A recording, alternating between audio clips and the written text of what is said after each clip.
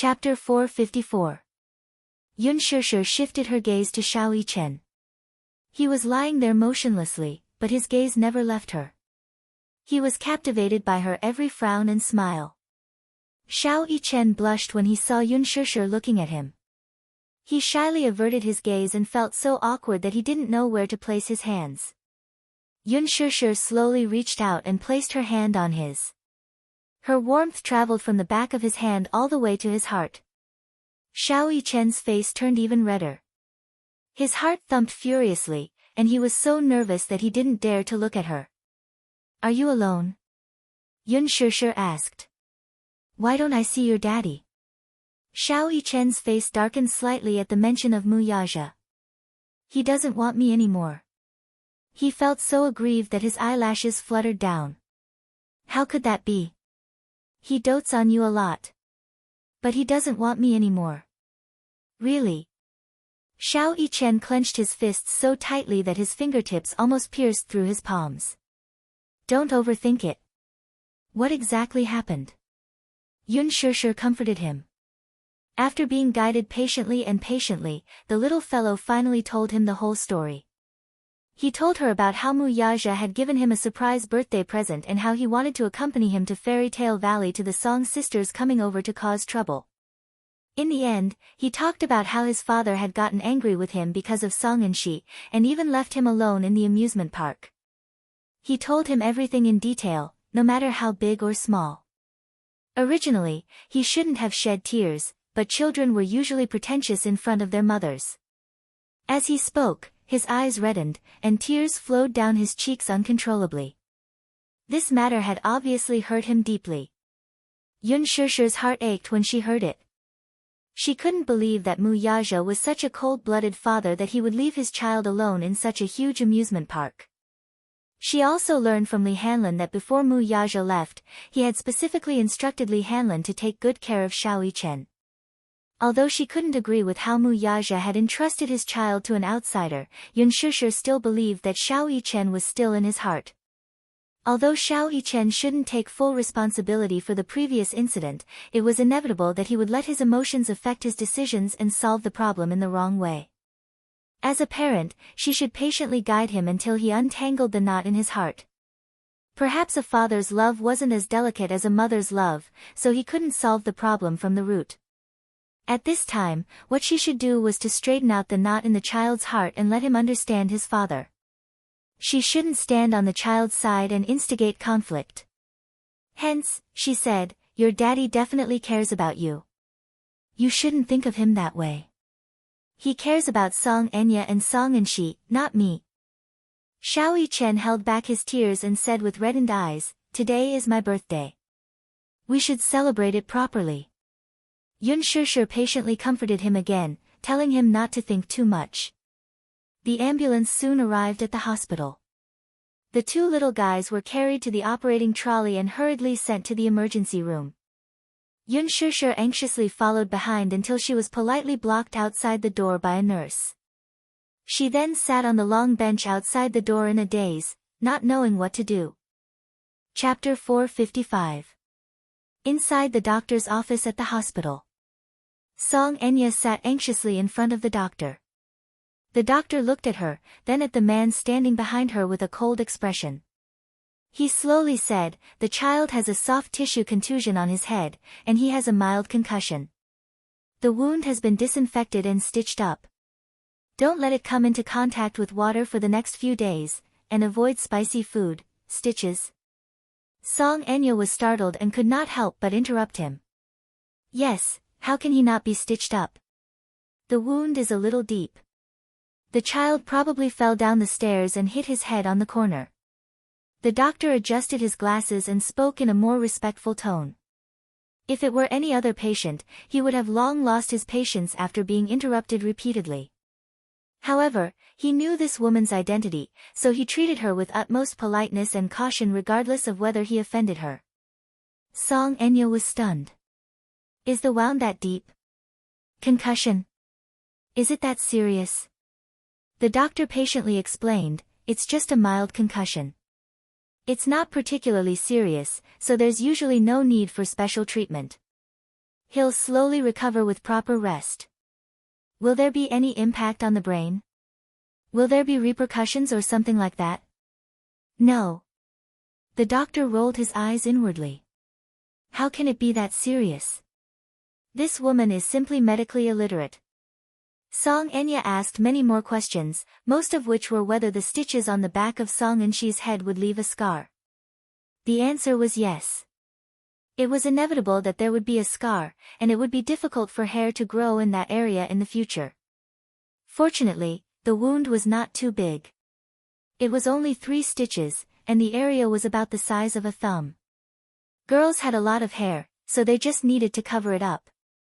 Mu Yaja's thoughts, however, were not on Song Enshi at all. In fact, he knew Xiao Yichen's character very well. Song Enshi kept saying that Xiao Yichen had pushed her down and even bullied her. However, the truth was that he was not present at the scene, so he could only know a thing or two about the situation from the child. The only thing he was certain of was that Xiao Yichen would not do such a bad thing. Compared to children his age, his personality was considered more mature. Therefore, he rarely played with children his age and always felt that they were childish. Therefore, it was even more impossible for him to take the initiative to bully a child, let alone commit such a vile act. However, the situation at that time was rather chaotic, and he did not have the time to understand what had happened. Song Enshi's cries alone were enough to give him a headache. At that time, the situation was urgent. The only thing he could do was to send the child to the hospital as soon as possible. After the incident, he deduced that Song Enshi and Xiao Yichen must have gotten into some sort of conflict. Regardless of who started the conflict, Song Enshi must have bitten Xiao Yichen first. In a moment of desperation, Xiao Yichen pushed her away. Xiao Yichen was a child who knew his limits.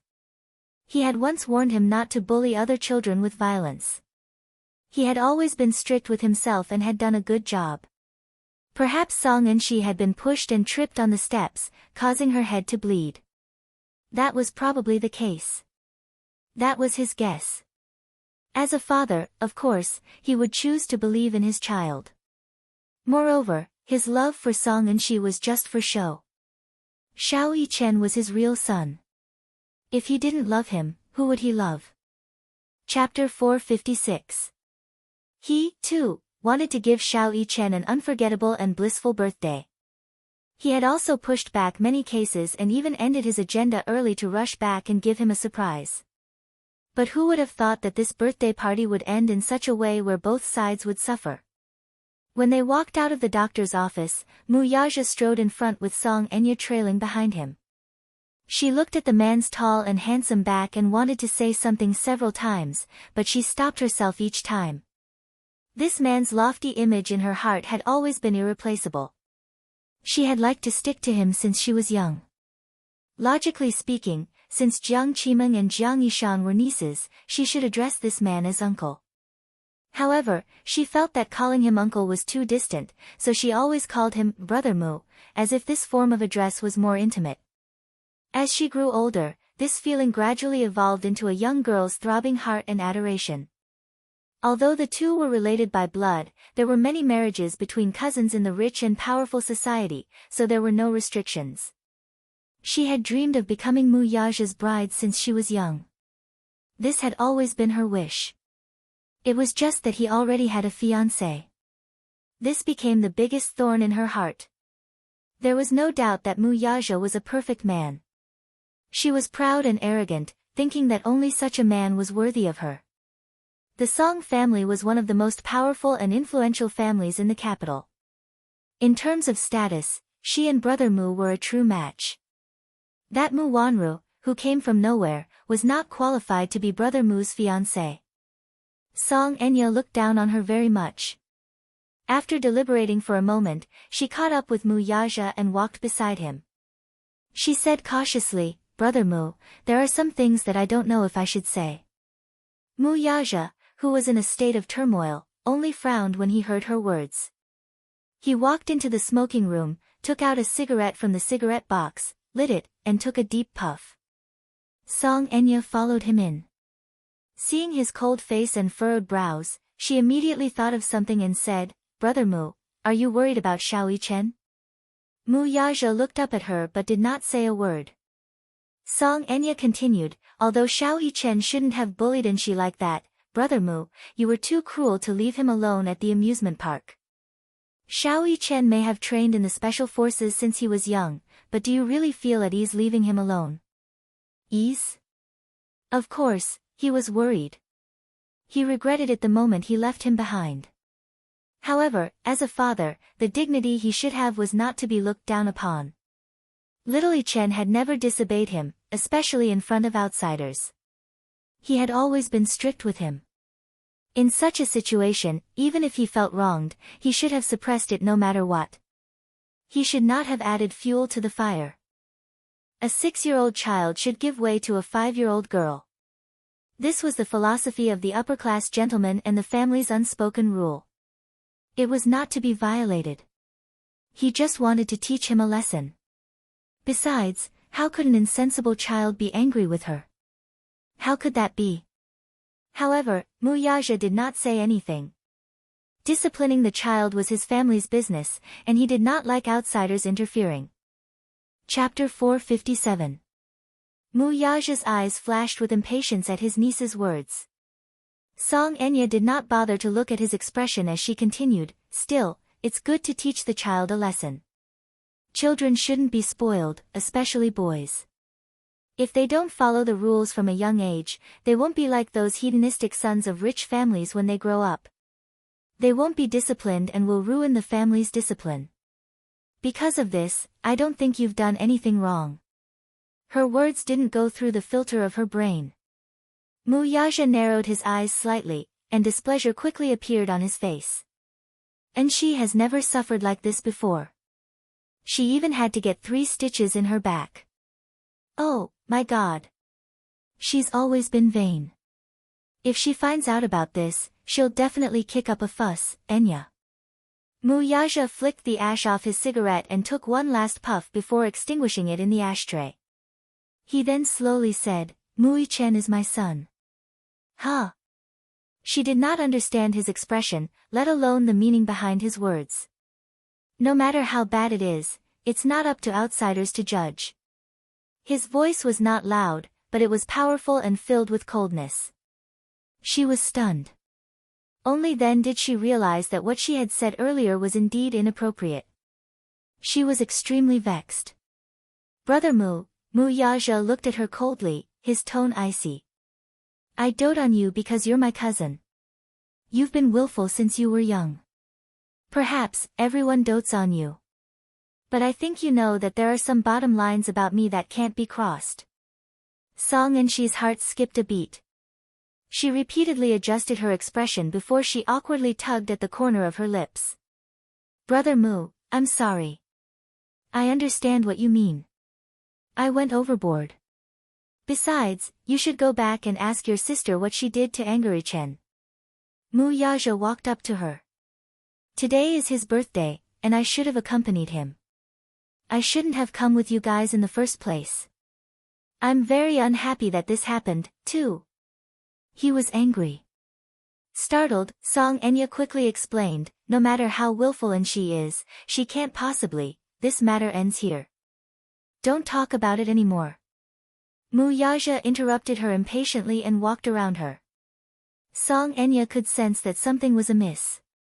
Feeling vexed at her self-righteous attitude earlier, she hurriedly chased after him. Ouch, ouch, ouch, there were 2 special-grade intensive care beds in the ward. By the time the 2 little fellows were wheeled out of the emergency room, their dislocations had already been fixed. Xiao Chen's injuries were slightly more serious, so they still needed to be fixed with bandages for a few days. The 2 little munchkins were dislocated and had some abrasions. Xiao Chen had hit his head in the car and had a slight concussion. However, it wasn't serious. He would recover after a few days of rest. The doctor patiently told Yun Shishir about some taboos, and Yun Shishir listened attentively. Throughout the entire process, Mu Chen's face was tense. Even when his arm was reattached, his brows did not crease at all. He looked very brave. Yun Tianyu, on the other hand, could not bear the pain. However, when he saw Mui Chen's strong look, he instinctively felt that he was too strong. With him as an example, no matter how much pain Yun Tianyu was in, he was too embarrassed to shed tears. Hence, he did not cry like other children. The doctor and nurses were surprised. A 6-year-old child usually did not have the ability to endure pain. Chapter 458. If it had been any other child, he or she would have burst into tears when the arm was reattached with this kind of injury. The nurses would have had to constantly coax him or her. Although it was a small injury, the reattachment was very painful. It was enough to frighten many timid children. However, these two little fellows were surprisingly patient. It was as if they were in a competition. Neither of them cried or made a fuss. The two little fellows were worry-free, and the doctor felt much more at ease. He quickly completed the simple treatment of the injury. Because of this, he could not help but praise Yun Shishir. Your two children are so brave. They didn't even cry. When Yun Shishir heard this, she did not know whether to be happy or worried. She always felt that when an outsider praised her two 6-year-old children for being sensible, obedient, and mature, as a mother, other than feeling gratified, she also felt a little upset. When they returned to the ward, because Xiao Yichen's injury was more serious and he needed to be hospitalized, Yun Shishir hurriedly withdrew some money to pay for the hospital fees. She also bought some fruits and desserts. Children probably all like sweets. Yu loved to eat Western biscuits and tiramisu. This time, Yun Shishir specially went to a Western biscuit shop and bought 2 sets. She also specially selected many different flavors and put in a lot of effort. Xiao Yichen had never eaten tiramisu before. When he took a bite, his eyes lit up. Yun Shishir was naturally happy when she saw that he liked it. She fed him mouthful by mouthful. Xiao Yichen, who was originally tense, gradually revealed a sincere smile. Is it good? Yun Shishir asked and fed him another mouthful. Xiao Yichen's eyes moved. He opened his mouth and took a mouthful. Milk foam filled his mouth. His heart felt warm. Mu Wanru had never fed him like this. The last time his daddy fed him was when he had a high fever and couldn't get out of bed. Daddy's actions were not as gentle as this. He seemed a little stiff and often scalded his mouth. Yes, yes. It's so sweet. I want more. Xiao Yichen happily curled his lips and licked the tip of his tongue. His eyes and brows resembled Mu Yaja, but when he smiled, he was so cute and cheeky. He was extremely adorable. This child should smile more. He was very cute. She recalled the first time she saw him. His face was stern and cold. He turned around indifferently, but the coldness on his face made her heart palpitate. He looked exactly like that man when his face was tense. The father and son were exactly the same. However, a 6-year-old child was at his most innocent and naive. He should smile more. Yun Shishir's mood brightened as she fed him spoonful after spoonful. Soon, the box of tiramisu. Alas, the boy did not seem to have had enough. With a greedy look, his gaze swept across the desserts. She could read his mind at a glance and smilingly said, "You can't eat too much desserts, or else your teeth will rot. It's nothing. How about another pastry? I want more." Xiao Yichen's eyes revealed his desire. His coquettish skills were not as good as Yun Tianyu's, so this level of desire was equivalent to him acting coquettishly to her. Yun Shishir could not win against him. She repeatedly reminded him, "It's the last one." Thus, she opened the wrapping paper of the pastry. Xiao Yichen was secretly delighted. A child could not hide his thoughts, and this joy quickly surfaced on his face. Yun Shishir did not know that he was not being greedy.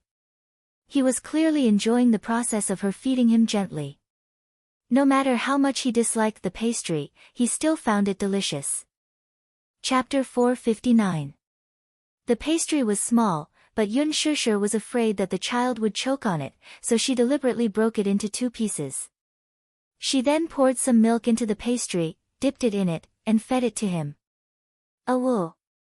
Xiao Yichen took a bite of the pastry. Combined with the milk's aroma, it tasted pretty good. Perhaps it was because Yun Shishir fed it, so it tasted good no matter what. Is it good? Yummy, yummy. Xiao Yichen said with satisfaction. The mother-son pair looked at each other and smiled warmly. Yun Tianyu lay on the hospital bed with a gloomy face. He seemed to be unhappy. He pouted, feeling that Mu Yichen had taken away his privilege. Why did mommy only care about coaxing him and not asking him about his condition? Yun Tianyu suddenly felt a little regretful. He was indeed a little selfish. He was still a little reluctant to cede Yun Shishir's love to Mu Yichen. Initially, he had enjoyed all of her love and affection, but now, he had no choice but to accept it. Now, however, he had to give away half of it, or even more. His heart ached a little. Hence, he covered the area where the bandage was wrapped and let out a few pitiful moans. Yun Shishir heard his moans and felt as if a knife was being twisted in her heart. She seemed to realize that she had neglected the little guy, so she immediately turned to Yun Tianyu and asked anxiously, Yu, what's wrong? Does your wound hurt? Yun Tianyu shook his head and pretended to be strong. It doesn't hurt. It must hurt. Mommy heard it. Yun Shishir rubbed his little cheeks. Yu has suffered. Mommy, give me a kiss. Yun Shishir leaned over and planted a kiss on his forehead. Yun Tianyu was elated, but he proudly said, Is one kiss enough? No. Okay. Mommy will give you 2 more kisses. Yun Shishir coaxed him. She then cupped his pink cheeks and gave him 2 more kisses. Yu then pursed his lips in satisfaction. The tears at the corners of his eyes had yet to dry, so he said coquettishly, Yu's mouth is dry. I want to eat an orange. All right. Mommy will peel it for you. Yun Shishir dotingly scratched his nose bridge, then took out an orange, and quickly peeled it. After peeling, she immediately separated the peeled tangerine into bags and fed it to him, piece by piece. With teary eyes, Yun Tianyu opened his mouth and took a bite of the orange. The sweet and sour juice immediately filled his mouth. Only then did his expression soften a little. Lying on the other bed, little Yichen stared at her with wide eyes. Inwardly, she was a little envious of the meticulous care Yun Tianyu received. Licking her dry lips in envy, she imitated Yun Tianyu and meekly called out, It hurts. Ugh, Yun Tianyu's expression froze for a moment. Was this lad imitating him? Yun Shishir was startled. She immediately turned around and caressed Xiao Yichen's cheek with her warm palm. She asked with concern, Where does it hurt? It hurts here. Xiao Yichen desperately squeezed out 2 pitiful tears and pointed to the dislocated shoulder. It hurts so much. Is it serious? Could it be that you didn't reattach it properly? Yun Shishir was nervous and at a loss. Xiao Yichen immediately comforted her. It's okay. The doctor reattached it for me. It just hurts. I'll be fine after eating some biscuits. Yun Shishir, Yun Tianyu. Chapter 460. He did not even frown when the doctor treated his arm in the emergency room earlier, yet he was already acting pretentious when his mommy peeled an orange for him. Yun Tianyu's face was sullen. What was worse was that his mommy had fallen into his trap. Hence, she obediently peeled an orange for him by his bedside. Yun Tianyu was a little displeased. This rascal was clearly trying to snatch his mommy away from him, wasn't he? How could he let him have his way? Yun Tianyu's eyes turned to Yun Shishir, and he waved his hand. Mommy, Yu wants to pee. Mu Yichen, Yun Shishir rushed over at once. She took the toilet paper from the drawer and carried Yun Tianyu to the bathroom. While Yun Shishir was carrying him, Yun Tianyu stuck out his tongue at Mu Yichen and made a face at him. He then smugly allowed Yun Shishir to carry him away. Mu Yichen was completely speechless. He did not think about Yun Tianyu's skills, though. Although he was young, he had Yun Shishir under his thumb. How could Mu Yichen be his match when it came to fighting for favor? Perhaps, Yun Tianyu was no match for him in terms of skills. However, Mui Chen was no match for Yun Tianyu when it came to scheming. Hence, in the bathroom, Yun Tianyu, who had taken off his underwear, began to stall for time. "I can't pee." After a long while, he blurted this out. Yun Shishir did not know whether to laugh or cry. "Mommy will help you put on your underwear, then." "I don't want to." "Huh?" Yun Shishir was baffled. After a long while, Yun Tianyu said, "I think I want to pee." Yun Shishir's lips twitched. "All right. Call me mommy when you're done." Hence, Yun Shishir was in a hurry to leave. Yun Tianyu pouted and said aggrievedly, "Mommy, don't go. I don't feel anything after you leave."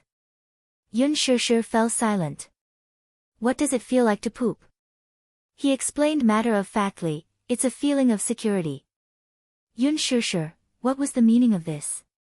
After mommy left, Yu Yu became restless. Yu Yu is afraid of being alone. He was quite good at using idioms. Most importantly, she had never seen him so clingy. In the past, not to mention going to the bathroom, he could even go to school alone. Why now, Yun Shishir, on the other hand, was a meticulous person. She found it strange for a moment, but she quickly figured out what he was thinking. Hence, she squatted down and calmly looked into his eyes. Yun Tianyu looked at her, too, only to be stunned by her odd expression and the teasing look in her eyes. "Mommy, what's wrong?" Let me guess." Yun Shishir asked casually. "Is my little Yu Yu jealous?" She guessed it right away. Yun Tianyu kept quiet and did not say a word. He still felt a little awkward in his heart. Yun Shishir saw him lowering his head in silence and knew that she had guessed correctly. Hence, she cupped his little face and kissed his pouting lips. Her warm lips planted a soft kiss on his lips. Yun Tianyu's face quickly turned red from shyness. "Mommy, Yu Yu, do you know? He's your older brother." "I know," Yun Tianyu said slowly. "He's my older brother. We have the same father and mommy." Yun Shishir was a little surprised to hear that. So, he knew all about it? She was quite surprised. Chapter 461. That's right. The two children should know when they meet. Children's minds can be very delicate and sensitive at times. Yun Shishir caressed his head and guided him patiently. "That's why you two should get along well." But his brows furrowed as he struggled internally. He knew that he was a little selfish and perhaps a little narrow-minded. Initially, he wanted to generously give half of his mommy's love to Mui Chen, but when he really did so, he was conflicted and reluctant to do so. This was especially so when he saw how gentle Yun Shishir was to Mui Chen.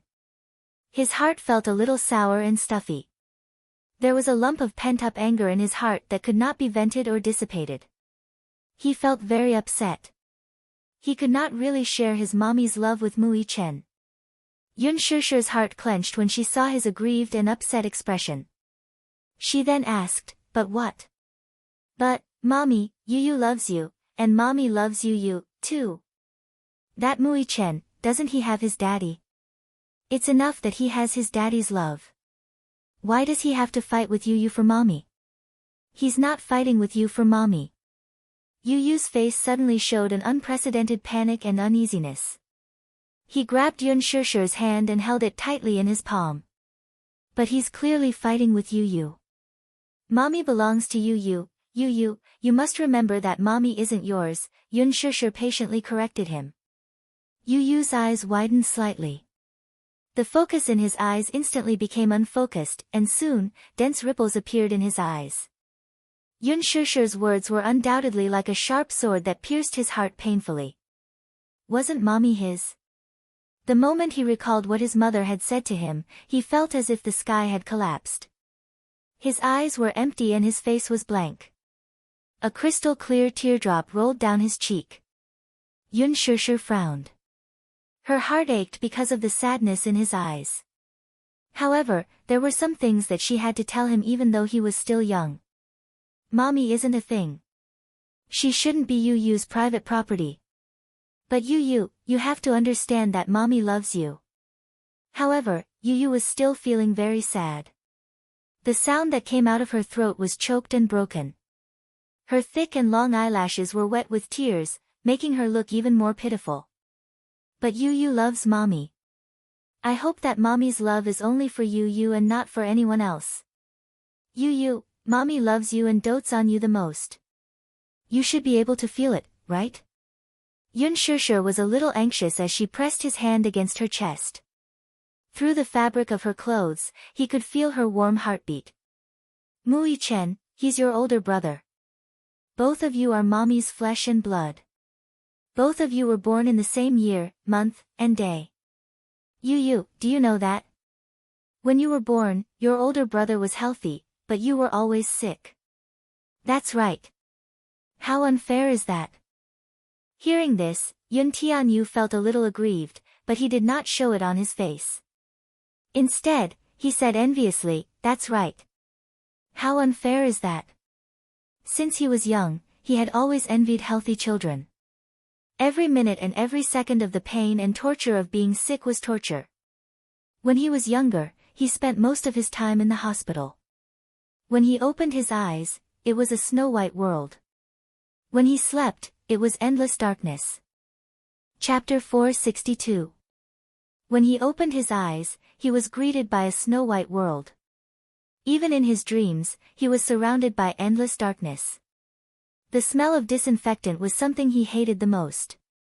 The sunlight he saw was mostly when he stood in front of the hospital window and looked at it. He could still vaguely remember that outside the hospital's window was a huge field of green grass. Many children who came to visit the patient were running and playing on the grass. They were holding hydrogen balloons in their hands as they chased each other. In a moment of carelessness, the balloon flew out of his hand and flew high into the sky. He held his head and watched in a daze as the balloon flew until it disappeared into the horizon and could no longer be seen. This was probably one of the few pleasures he had at that time. Yun Shishir saw that his face was a little pale and knew that he had recalled something sad. Yu knew that he was in poor health. He also wanted to play, but the doctor had warned her not to let him run too much.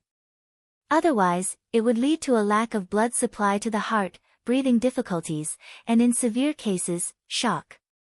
She rarely let him go out to play with other children. Most of the time, she accompanied him to play puzzle games.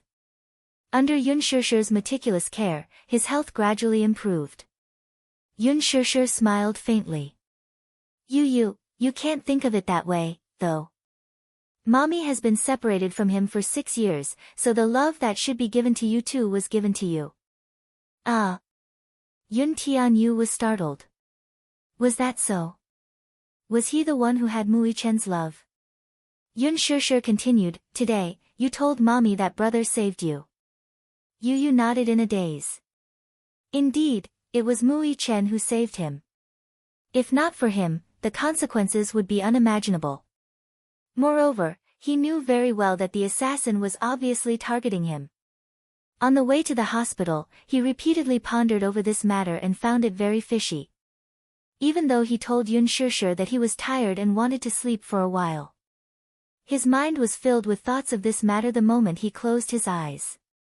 There were many suspicious points. Yun Shishir, of course, did not know what was going through Yun Tianyu's mind.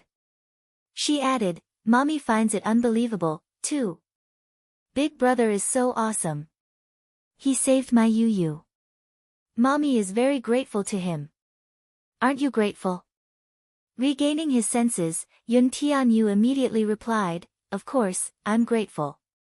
He saved me, so I'll do whatever he wants me to do. Yu is so sensible. Yun Shishir kissed his forehead in relief. Yun Tianyu was a little conflicted. I can't cede mommy's love to him, though. Mommy, Yu loves you. Yun Shishir emphasized seriously. Hearing that, the boy pursed his lips and nodded. Mommy loves you. You can feel it. Mommy loves you, but I also love him. But that doesn't mean that you've lost your mommy. You also have your brother's favor, don't you? Yun Tianyu was stunned for a moment before he fell into deep thought. After pondering over this sentence for a while, he quickly understood what Yun Shishir wanted to express to him. Needless to say, he was a smart child and quickly figured out this problem. Therefore, he would not make things difficult for Yun Shishir. It was just that he still needed some time to accept Mui Chen. Yun Tianyu walked out of the bathroom and quietly returned to the bed. Chapter 463. Yun Shishir followed behind him. She sighed helplessly when she saw him climb into bed alone and tidy up the blanket to cover himself. She knew that he had straightened out his thinking, but he still needed time to get to the bottom of it. It was indeed a little harsh for him to accept another child and share her motherly love with him all of a sudden. Yu had always been sensible and obedient, so Yun Shishir sat back on the bed and asked gently, Yu, do you want to drink some hot water? Yes, I do. Yu pursed his lips. Yun Shishir hummed in acknowledgement and picked up the thermos beside her. Before leaving the room, Yun Shishir specially reminded Xiao Chen, help me take care of Yu. Mui Chen glanced at Yun Tianyu and nodded obediently. Yun Shishir then left the room. Just as the door closed, Yun Tianyu sat up from the bed abruptly. Xiao Chen was startled. Seeing his gloomy face, he hurriedly asked, what's wrong? It's very suspicious. What do you mean? Mui Chen was a little confused by his abrupt words and did not immediately understand what he meant. Yun Tianyu's eyes were deep and cold. He suddenly turned to look at him and asked, when did you find out about that man? Yes. Are you talking about the man who was chasing after us? Mui Chen raised a brow. Seeing that Yun Tianyu was talking about that man, he immediately replied, after we entered the haunted house. Didn't he see you? He saw me. Then, why did you say that his target was me? This matter was too suspicious. In the haunted house, he and Xiao Chen looked exactly the same, especially in the dark. If that man had followed them from the haunted house, he should have seen Xiao Chen. Yun Tianyu remembered that Xiao Chen was carrying a panda at that time, but he was not. If that man's target was Xiao Chen, then it would be easy to identify him from his clothes. Unless he was not the only one who was targeting him. Many thoughts flashed through his mind. Yun Tianyu had already thought of many possibilities, but he dismissed them one by one. Mui Chen did not know what was on his mind and only said solemnly, that's because his target was very clear from the start. I don't know when that man started following you guys.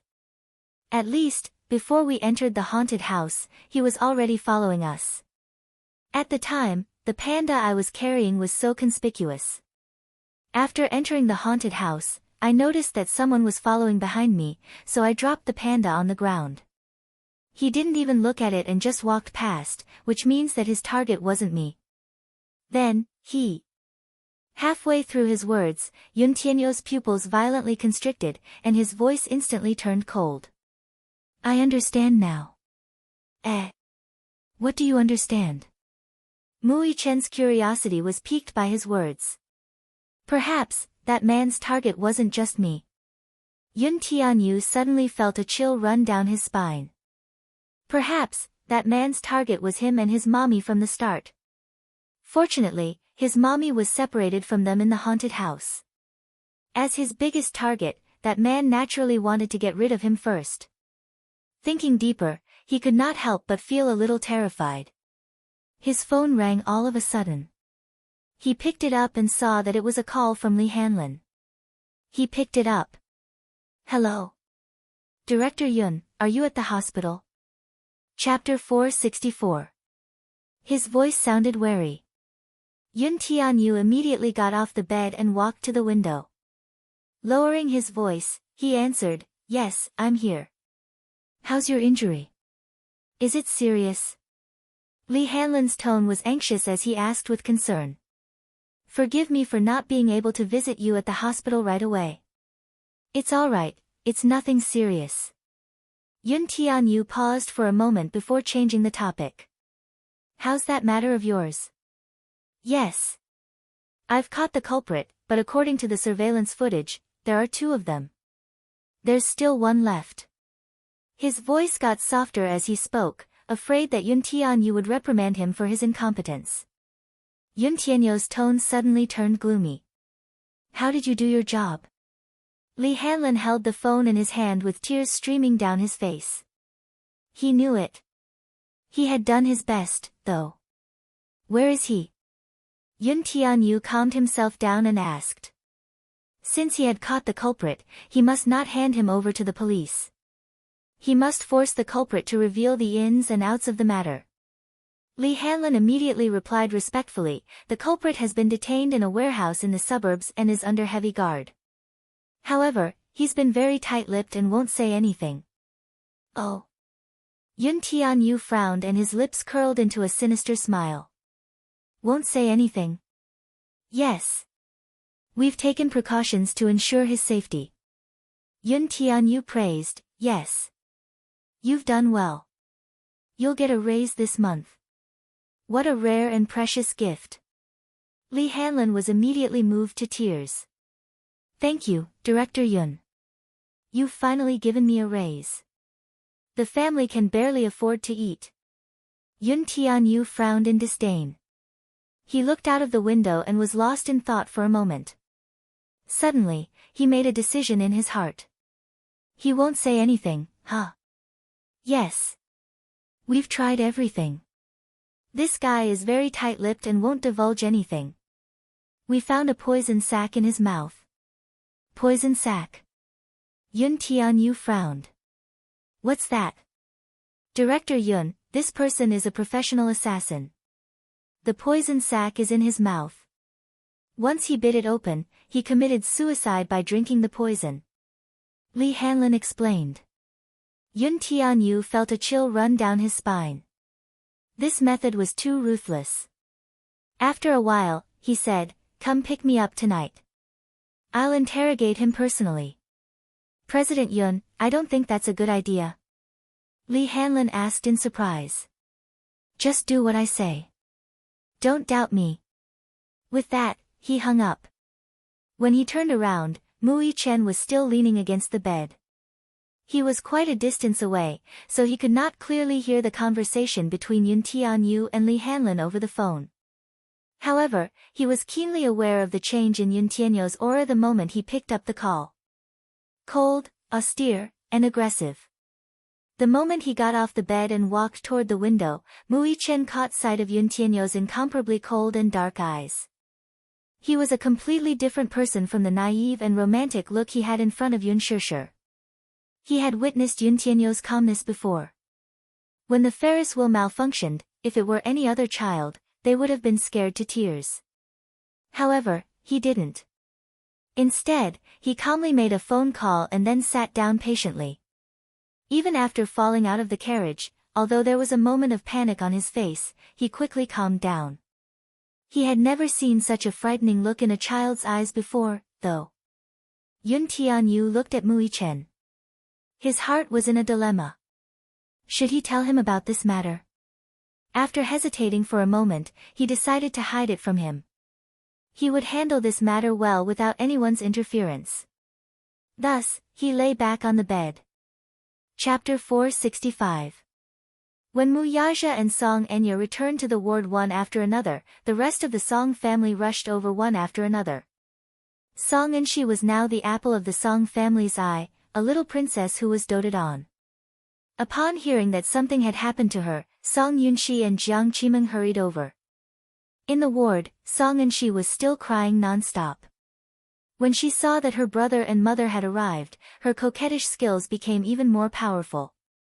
She kept throwing tantrums in Jiang Qimeng's arms. Her face was wet with tears, and her eyes were red and swollen.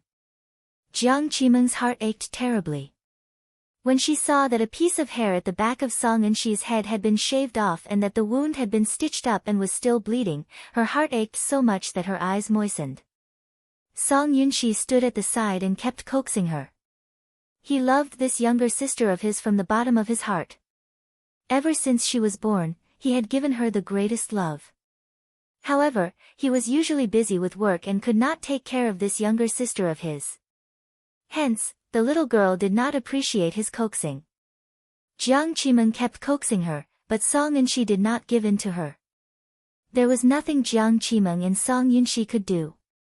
When Song Yunshi saw that Mu Yaja had arrived, she immediately wanted to break free from Jiang Qimeng's embrace and spread her arms and legs toward him.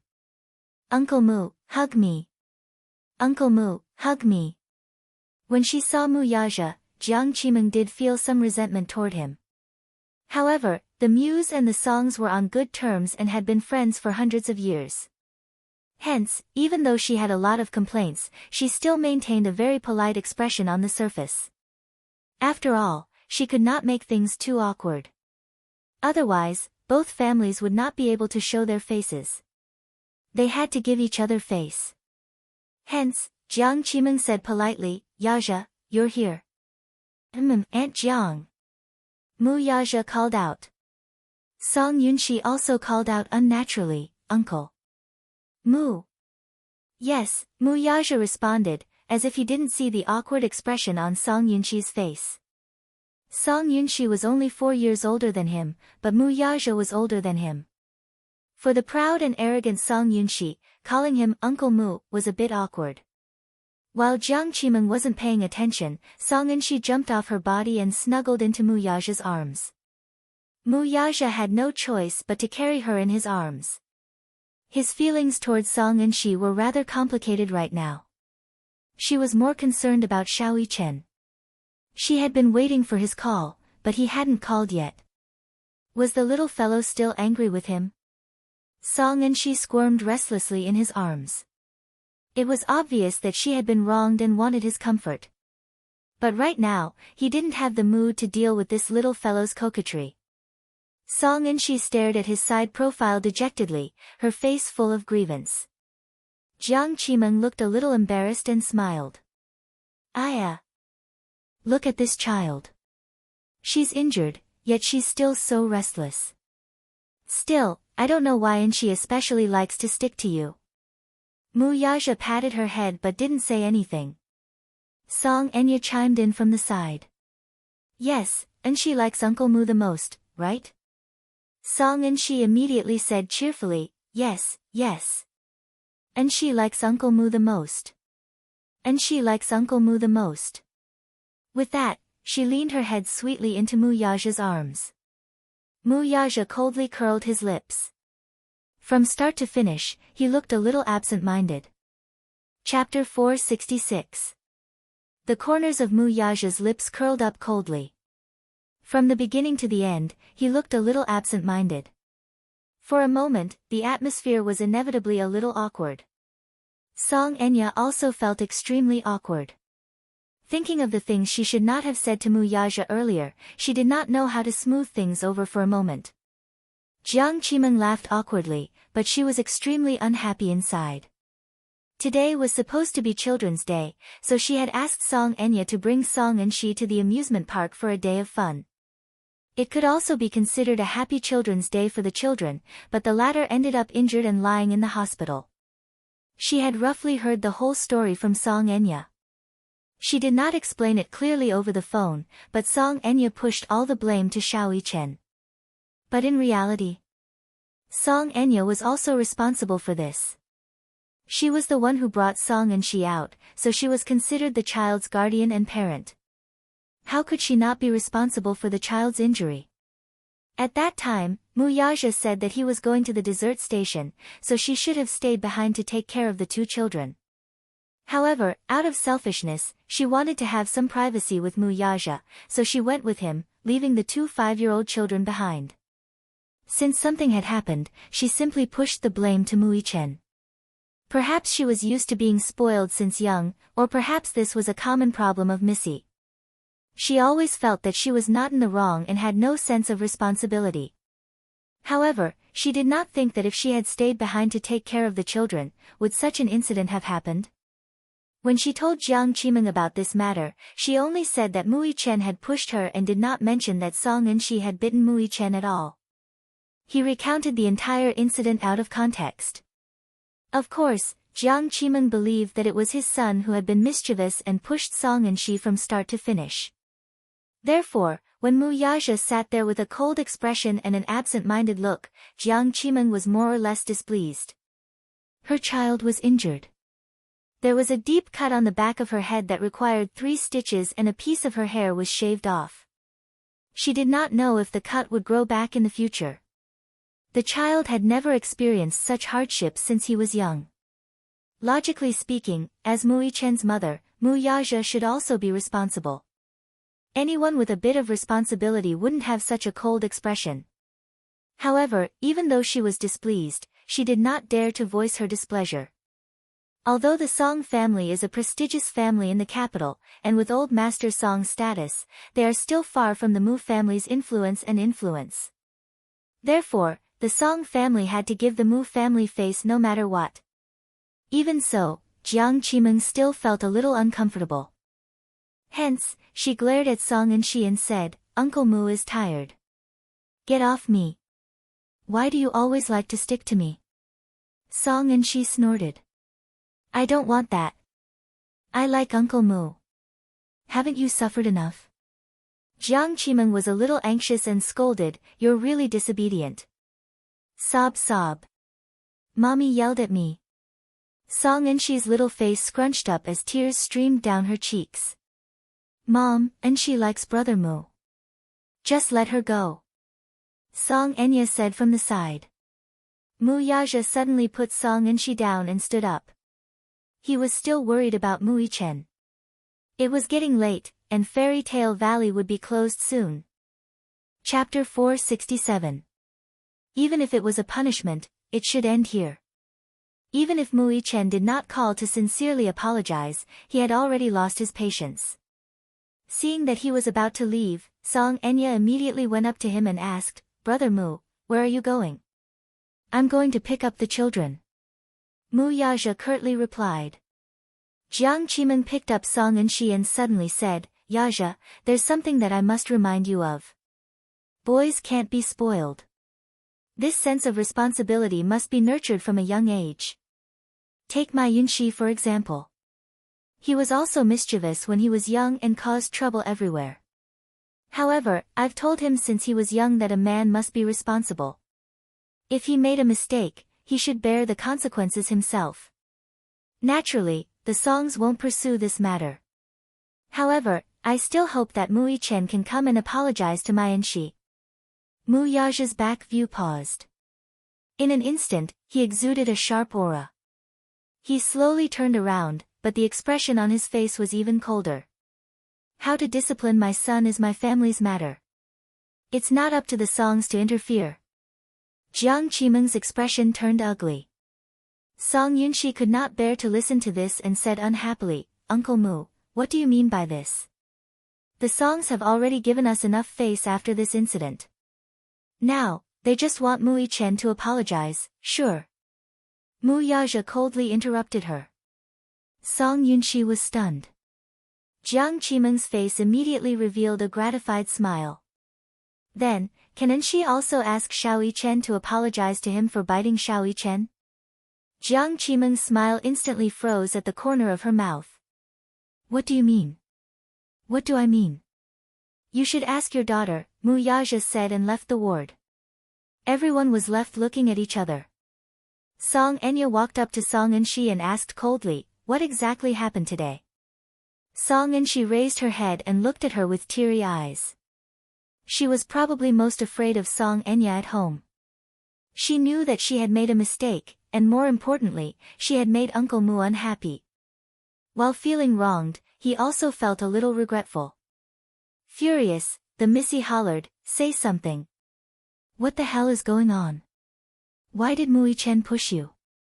Song Yunshi burst into tears after being yelled at by her.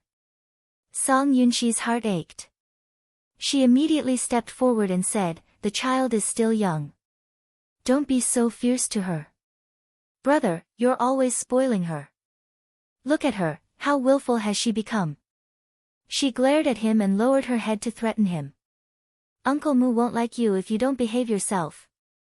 Woo woo. It's all Mu Yichen's fault. He didn't let me look at his watch, and he even snatched Uncle Mu away from me." Sob sob. He even said that I was ugly, so I was so angry that I bit him, just once, sob. She sobbed and wept as she recounted the whole story. It turned out that Mui Chen really did not use much force when he pushed her. She had deliberately pretended to be pushed so that she could complain to Uncle Mu when the time came. She did not expect that she would fall on the stairs and hit the back of her head, resulting in this disaster. This time, Jiang Qimeng's face turned white with anger. She picked up her daughter's little hand and slapped it hard. Why didn't you tell Mommy earlier? I was afraid that Mommy would scold me. Woo. Her phone suddenly rang. Chapter 468. Song Enya looked in the direction of the voice and saw that Mu Yaja's phone had slipped out of his pocket while he was sitting on the sofa. She picked it up. Initially, she did not want to pick it up, but when she saw the picture of a woman sleeping on the screen, she realized that the caller ID was a picture of a woman. In the picture, the woman's face was elegant and refined. Even though she was sleeping without makeup, she was still beautiful beyond compare. Her messy hair was scattered on the pillow. Against her snow-white skin, it was messy, but it did not diminish her beauty at all. The caller ID was only one word, sure. This was Mu Yaja's phone. She should not have picked up the call. However, when she looked at the photo on the caller ID, her imagination started to run wild. For some reason, she actually picked up the phone. Yun Shishir went to the nurse's station to ask where the hot water room was. The nurse was busy, so she did not answer her seriously. She searched for it for a long time, but she could not find it. She was about to return to the ward when she suddenly remembered that Xiao Yichen needed to be hospitalized. Should she call Mu Yaja? She was too nervous when she sent the two children to the hospital outside the emergency room. After that, she was busy taking care of the two little guys. She was in a mess. Now that she suddenly remembered that she should contact Mu Yaja to come to the hospital. Even if there was a misunderstanding between father and son, they should communicate in time, right? Thus, she took out her phone and dialed a number. The phone rang a few times before it was picked up. On the other end, a woman's sharp and somewhat targeted voice asked, "Who are you?" Yun Shishir was stunned. The woman on the other end was obviously a little impatient. "Speak." "Hello, is Mu Yaja there?" The woman gritted her teeth and said, "No." Then, she hung up the phone. Yun Shishir was stunned for a moment. She laughed at herself, but her heart ached. She thought that he must be very busy or was giving the children a punishment. In fact, he was very concerned about the children, but she called to tell him that Xiao Yichen was in the hospital and to come over to take care of the children. She did not expect a woman to pick up the phone. What was the meaning of this? Yun Shishir was a little angry. She felt sorry for Xiao Yichen. Previously, she had thought that Mu Yaja was a responsible father, but now, she had to put a question mark in her heart. "It's fine if you don't come." Who he was with had nothing to do with her. He didn't care about the children. She would take care of them. She was more than happy to take care of the child. As for him, what did he have to do with her? As she thought about this, she stood at the elevator door and waited to return to the ward. The elevator took a long time to arrive. The floor of the ward was high, so it took a while to get to the elevator. Suddenly, a hurried voice called out from behind him, "Brother Mu." She furrowed her brows and turned her head to take a look. Now that she thought about it, she shouldn't have turned back at that time. She wouldn't have caused a series of problems because of that scene. However, this was a story for another time. She turned around and saw Mu Yaja walking down the stairs, followed by a woman with a hurried expression. At first, the man did not seem to be in the mood to respond to her call. He walked down the stairs without looking back. Until the woman called out, "You left your phone with me. Don't you want it?" Mu Yaja stopped in his tracks and turned around. Song Enya immediately chased after him with a smile. Yun Shishir originally wanted to walk over when she saw him, but when she heard the woman's words, her heart skipped a beat. Mu Yaja's phone was with her. Was she the woman who had spoken sarcastically to her over the phone earlier? Chapter 469. For a moment, he froze on the spot. Song Enya walked up to Muyaja with a smile. The tender smile on her face made Muyaja a little dazed. He seemed to see the shadow of his mother when she was young in her. For a moment, he was stunned and could not react. Song Enya took out her phone. Muyaja reached out to take it, but she playfully put it away and carried it behind her back. Her mischievous look was just like when she was with him when they were young. "Brother Mu, don't be angry with me." Muyaja was stunned, but he did not say a word. The anger in his heart was greatly reduced by this smile that resembled his mother's. Song Enya knew that the man's cold expression was a sign of anger, so she reached out and hugged his shoulders. Acting coquettishly, she said, "Brother Mu, I'm sorry. I went overboard with my words just now. Perhaps, today's matter was indeed a misunderstanding. I shouldn't have said that. I didn't mean to say that. Please forgive me, okay? Please." Song Enya acted coquettishly. Muyaja had been indulging her since they were young. Sometimes, when she went overboard and angered him, she would coax him like this and beg for his forgiveness. This trick was tried and tested. Sure enough, Muyaja's expression improved a lot. "Yes. You're really not angry anymore." Song Enya smiled in surprise and raised her head to look at his expression. She saw that his ice-cold expression had softened a little. Song Enya knew that he was no longer angry, and her heart was overjoyed. "Thank you, Brother Mu. Brother Mu, when you go back today, you must apologize to Xiao Yichen on my and Enshi's behalf.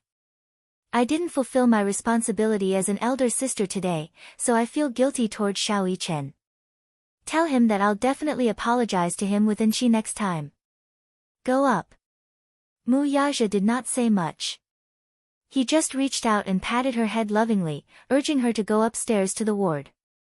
Song Enya nodded and handed the phone to him before reluctantly heading upstairs. Muyaja took the phone and was about to leave when he caught sight of a familiar figure from the corner of his eye. His expression froze as he turned his head, only to see Yun Shishir standing at the elevator entrance with a hot water bottle in her hand. Her eyes were fixed on him the whole time. His face, however, was cold enough to make one's heart palpitate. Yun Shishir looked at him coldly. Her eyes, however, were still. It was as if her heart was as dead as ashes, there was not a single ripple in it. She did not know why, but when she saw Song Enya hugging Muyaja earlier, the look of indulgence on the man's face inadvertently made her heart bleed profusely as if it had been sliced open by a razor blade. If she hadn't seen this scene with her own eyes, she wouldn't have known that this man actually had such a gentle side. Would he show such a doting and indulgent expression to a woman? Song Enya threw herself into his arms, but he did not push her away. The indulgence on his face undoubtedly pierced her heart. She did not care who this woman was or what her status was. She did not care about their relationship, nor why Muyaja did not appear in Xiao Yichen's ward when he was in the hospital. Instead, he appeared at the staircase with an unfamiliar woman. What she cared about was what position Xiao Yichen had in this man's heart. Chapter 470. So, those gentle gazes that he had shown her before were nothing more than an illusion. Was he just putting on an act? Was this woman the one he liked? So, what was she? Yun Shishir was a little confused, and her mind was in a mess. However, that wasn't what made her heart turn cold at this moment. Instead, it was the fact that Xiao Yichen was still lying in the ward, feeling sad because of his heartlessness. Yet, he was still here, hugging a woman. When Muyaja saw her standing there, an inexplicable sense of panic flashed across his face, but he quickly suppressed it. He didn't know how much she had seen or heard. He also didn't know what this stupid woman was thinking as she stared at him motionlessly. Thus, he asked, "Why are you here?" They weren't far apart, and the man's voice was powerful and resonant.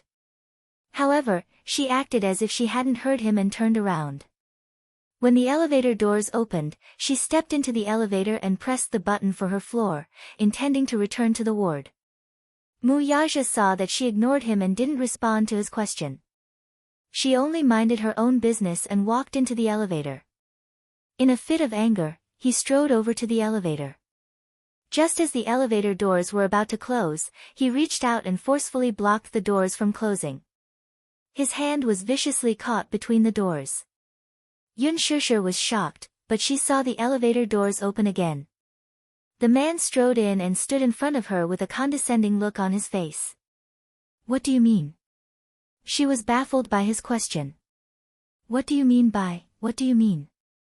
"I don't know what you're talking about. I asked you, why are you here?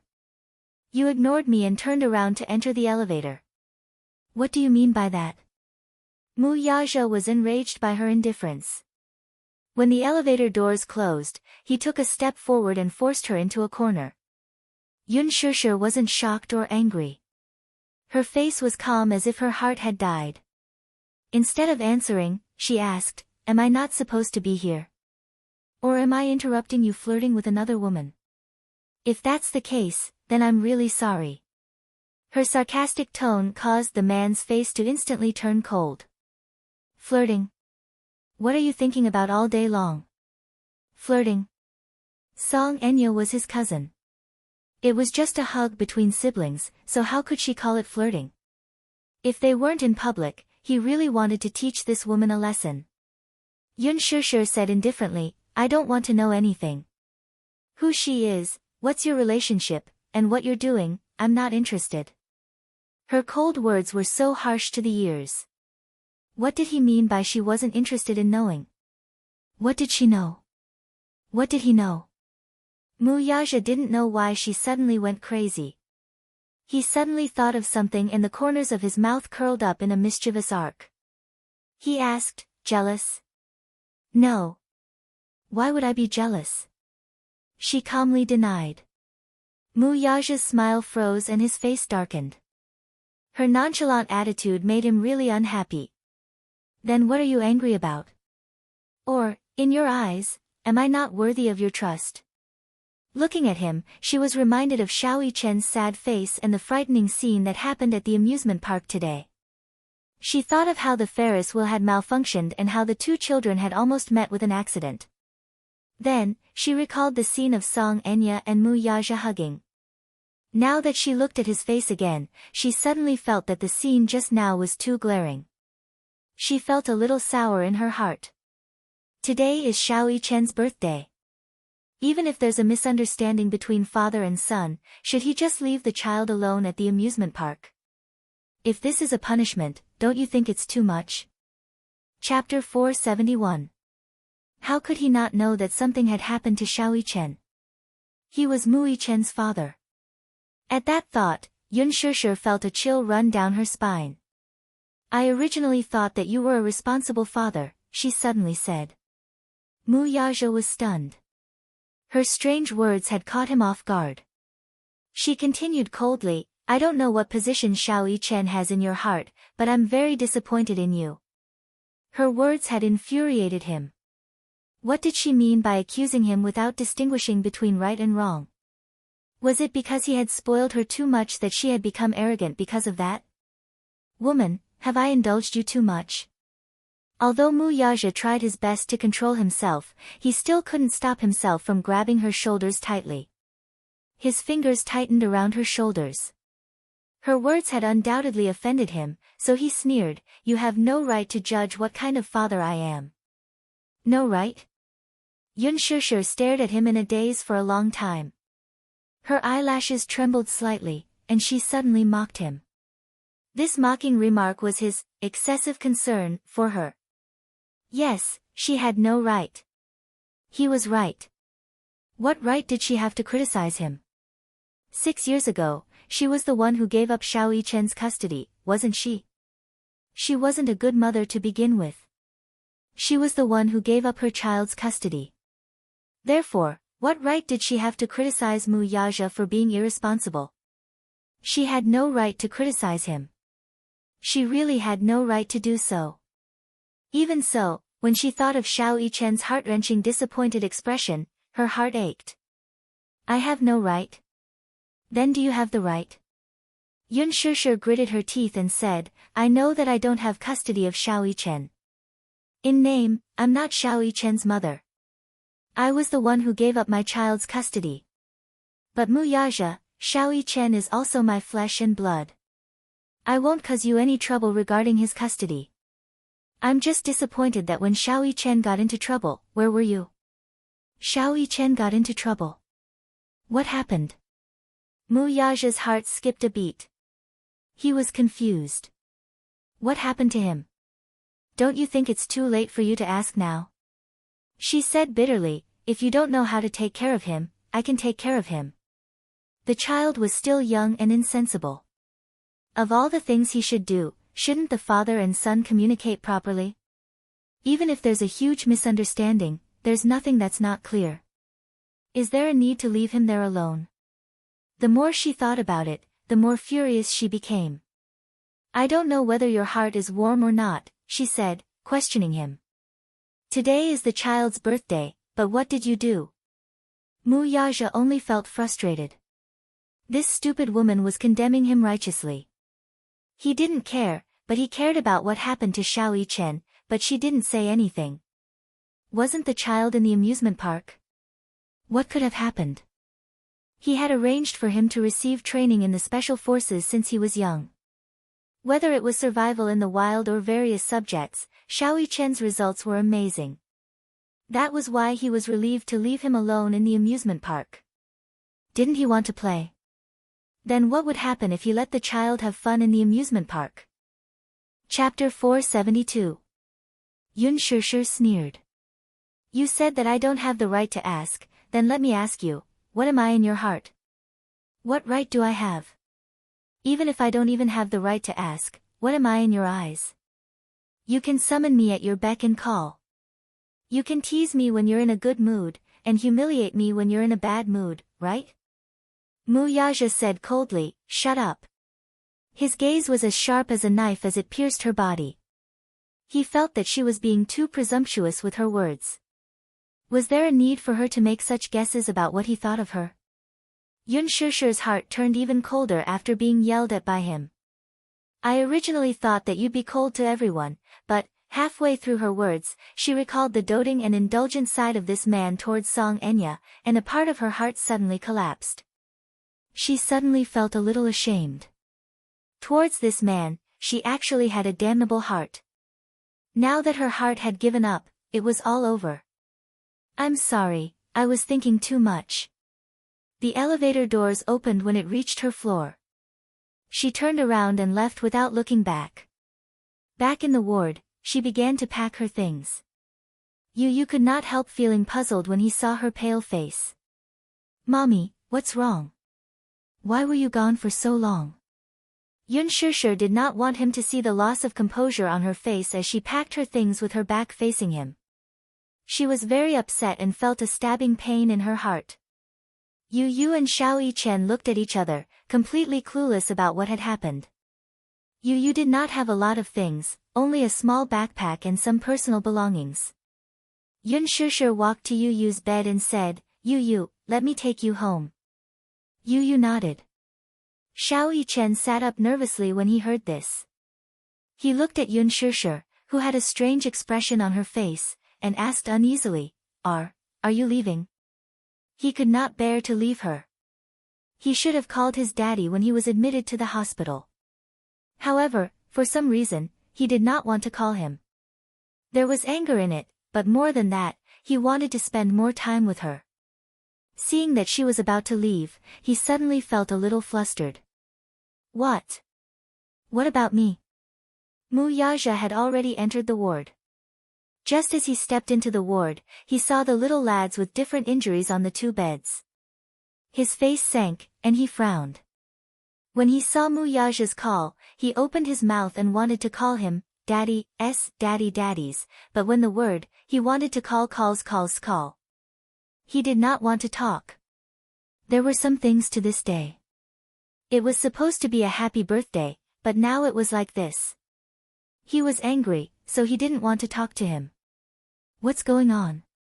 Mu Yaja asked after a moment of shock, too. Xiao Yichen ignored him, too. Yun Tianyu looked at Yun Shishir's expression and then at the man. He was sensitive enough to know that this man must have angered his mommy again, so he ignored him even more. He gave Mu Yaja a bad review in his heart. Lousy. People who make mommy angry are the worst. Unforgivable. Yun Shishir decided to leave with Yu. Yu's injuries were not serious. As his elder brother, Xiao Yichen had always been responsible for protecting him, so his injuries were not serious.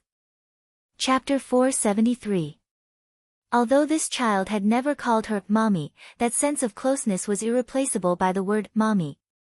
Feeling helpless, Yun Shishir walked to his bedside and said gently, Yichen, Mom. Auntie is leaving. You have to be well, okay? Little Yichen's heart ached. He opened his mouth, wanting to persuade her to stay, but no matter what, he could not bring himself to do so. He felt that he had no say in this. Xiao Yichen lowered his head dejectedly. His eyes were filled with reluctance, sadness, and even attachment. However, the little guy was afraid that Yun Shishir would make things difficult for him, so he hid it well. From start to finish, he did not say anything. Yun Shishir's heart ached when she saw him in such a despondent state. She wanted to reach out and caress his face, but Mu Yaja was present. Recalling his words earlier, her heart turned cold. Thus, she retracted her hand, picked up Yu, and left. When he brushed past Mu Yaja, Yun Tianyu looked at Mu Yaja with chilling eyes. Mu Yaja did not turn back to ask him to stay. When he walked to the bedside, he saw Xiao Yichen staring blankly at Yun Shishir's departure. For a moment, he was so sad that he almost suffocated.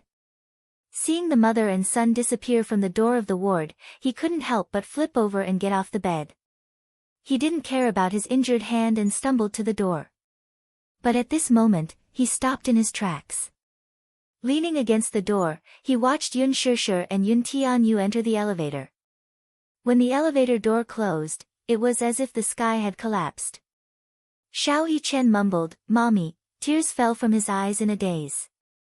He kept feeling that her departure had left a huge hole in his heart that couldn't be filled no matter how hard he tried. Mu Yaja went to the door and picked him up. Looking at his bandaged arm, he raised his eyebrows slightly and asked in a deep voice, "What happened to your hand?" He didn't know what had happened today. He thought that the children were playing in the amusement park and the machine had malfunctioned. However, little Yichen turned his head away, not wanting to bother with him. She felt a little guilty towards him. She shouldn't have left him alone in the amusement park. But at that time, the situation was urgent. At that time, he was a little worried about Song and Shi's injury. He was not in the mood to ask which child was at fault.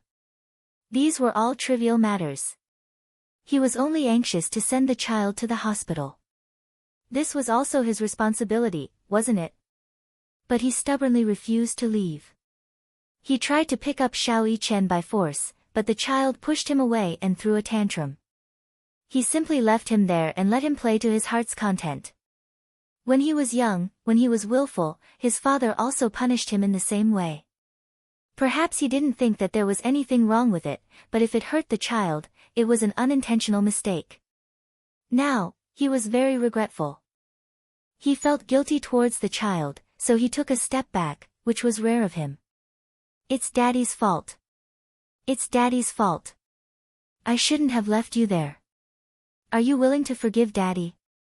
I'm not willing. Xiao Yichen replied awkwardly and ignored him. His mind was filled with the sad expression on Yun Shishir's face when she left. He missed her a little. They had just parted not long ago, but he was already missing her. He missed her gently feeding him tiramisu and her warm embrace when she hugged him. His tears suddenly burst out uncontrollably. He rarely cried, in fact, he almost never cried. Chapter 474. On the way back to the Mu residence, Xiao Yichen was so angry that he did not utter a word. He did not mention a word about what had happened that day. Mu Yaja tried to hug him a few times, but he avoided him without a word. Mu Yaja tried coaxing and asking, but the little lad refused to fall for his tricks. Neither soft nor hard methods worked on him. He was at his wit's end. If he did not answer, he would find out the truth himself. In fact, Yun Tianyu and Xiao Yichen had reached an agreement to keep what had happened that day a secret. Yun Tianyu had repeatedly told him not to tell anyone about it, not even Mu Yaja. Little Yichen obeyed his father's words and kept this matter a secret. Even if Mu Yaja wanted to find out the truth, he should not think about who owned Fairy Tale Valley. Even if he wanted to interfere, would Yun Tianyu give him the chance to do so? He wanted to find out the truth himself.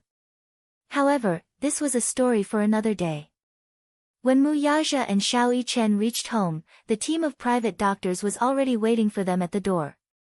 The car door opened, and Mu Yaja carried Xiao Yichen out of the car. The doctors immediately greeted them respectfully.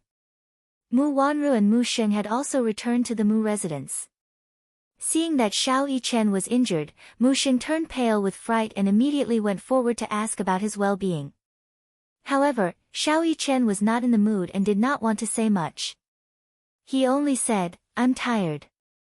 He was then escorted back to his room for an injection and an 4-drip. Mu Wanru also asked about what had happened, but Mu Yaja returned to his study room and buried himself in the company's planning documents. She was at her wit's end. When she heard from the servants that Mu Yaja had brought Xiao Yichen to the amusement park, she felt a little suffocated. Late at night, Mu Wanru deliberately walked to the back garden and picked up the phone. A man's dejected voice came from the other end. "Miss Mu, I'm sorry. The mission failed." What? This was the first thing she received when she picked up the call. Mu Wanru gritted her teeth in exasperation but quickly suppressed her anger. "Where is he?" There was a few seconds of silence on the other end. Mu Wanru said irritably, "Damn it, are you all trash? You can't even handle a 6-year-old child. Sorry to disappoint you. Why are you on the phone with me? Where is he?" Mu Wanru asked coldly. There was another long period of silence on the other end. Suddenly, he said, "He's been caught." "What?" Mu Wanru cried out in shock. An inexplicable panic quickly spread in her heart.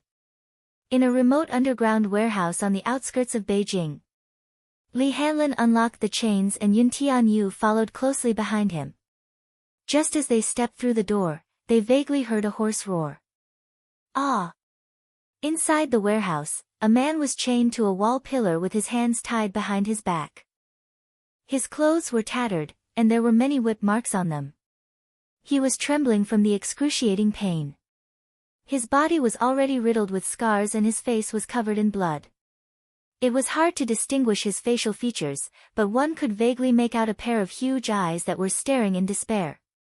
The man in the suit raised the whip in his hand and continued to whip him. The man was in so much pain that he was barely breathing. He couldn't even make a complete and coherent sound. Chapter 475. Under such a brutal interrogation, the man's mouth was still sealed tightly, and he didn't spit out half a truth.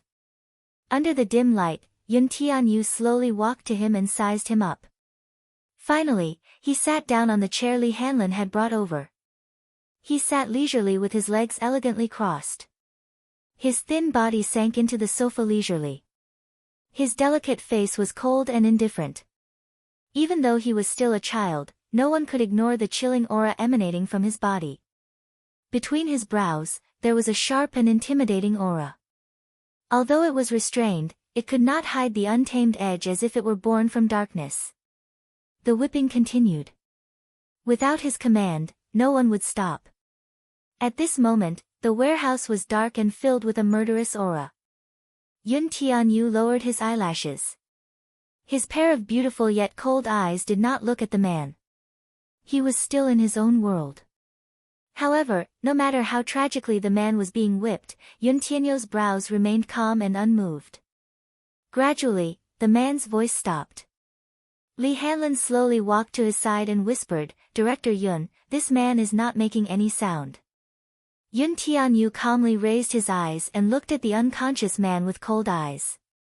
He asked coldly, "Is he dead?" "No. He just fainted from the pain." Oh. He calmly nodded his head. His thin lips curled into a treacherous and cold-blooded arc. Wake him up. Yes. Li Hanlin bowed and ordered his men to bring over a bucket of salt water. Moments later, the poor man, who had finally fainted, was splashed with a bucket of salt water. The pain woke him up again. The torture continued. Just kill me. Just kill me. Yun Tianyu turned a deaf ear to the man's pleas. It was as if what was happening before him had nothing to do with him. He did not even bother to look at the man. He did not say a word until the man fainted again.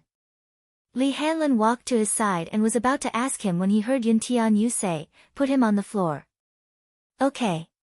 Li Hanlin placed him on the ground. Yun Tianyu slowly got up and walked to the man. He kicked him with the tip of his foot. Seeing that the man had indeed fainted, he could not help but frown. Why are you so stubborn? Looks like he's a professionally trained killer. He's very tight-lipped. I've interrogated him for so long and used so many methods, but I still couldn't pry his mouth open. Yun Tianyu glanced at the man's face and coldly said, "It's him." You injured my brother's hand because of you. Yun Tianyu's lips curled into a sinister smile. You're not going to tell me, are you? Alright, I'll play with him. With that, he ordered coldly, "Fix his limbs to the wall." The wall, how do you fix it? The men at the side were puzzled. The wall was bare and there was no fixed place. How could he tie her up?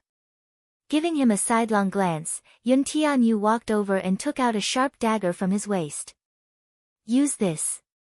Everyone shuddered. What he meant was to use the dagger to pin the man's limbs to the wall. What a ruthless method. It was truly creepy for a child to think of such a torturous method. Chapter 476. This abandoned warehouse was mostly abandoned, but the tools used for construction were still there.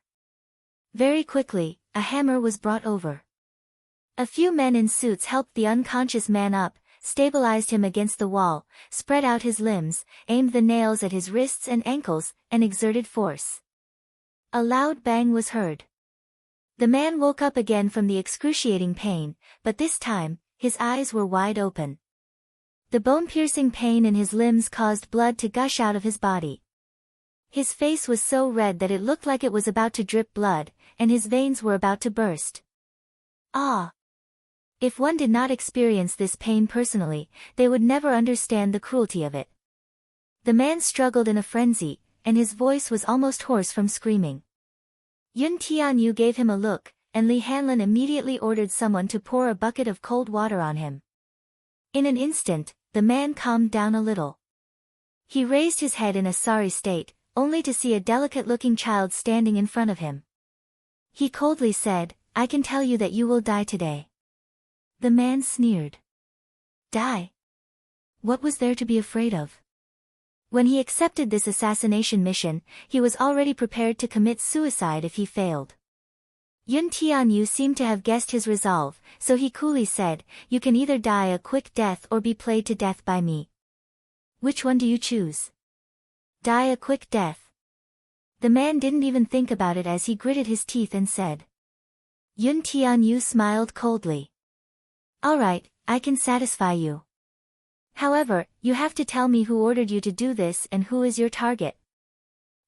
The man seemed to be mocking his naivety, as if he did not care about this child at all. He was a professionally trained assassin. Assassins accepted missions and received bounties. No matter what, they would never betray their employers. He only fell into their hands because of a miscalculation today.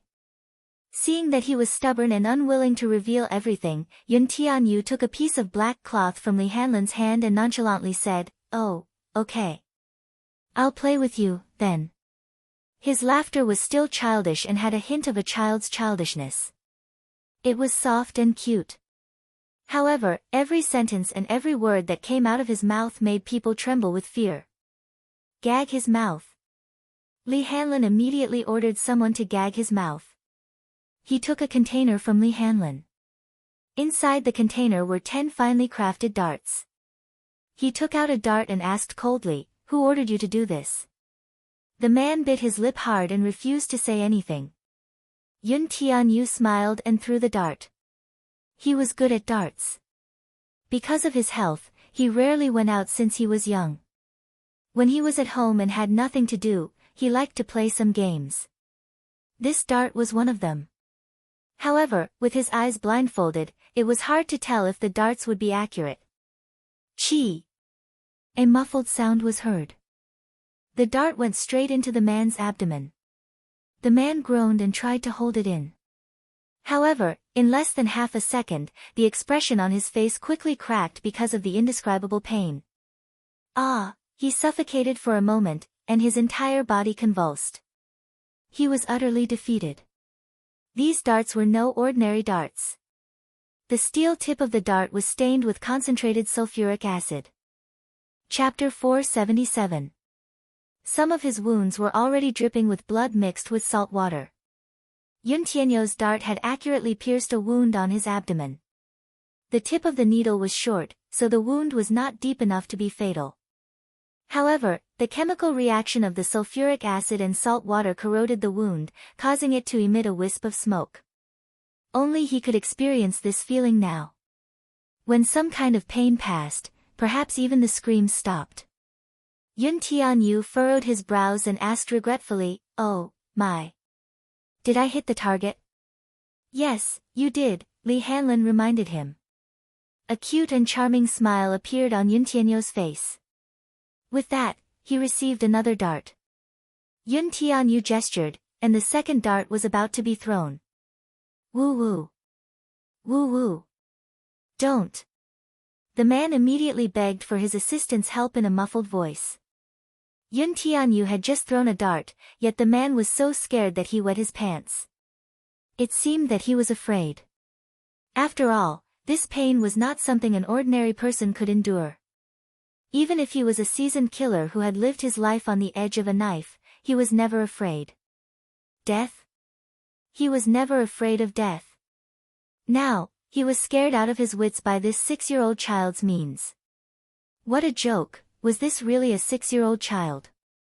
The man's eyelids trembled as he struggled to open them. His vision was blurred by the blood flowing from his forehead. He blinked his eyes hard and tried to regain his vision. Finally, he could see the child's face clearly. The child wasn't tall.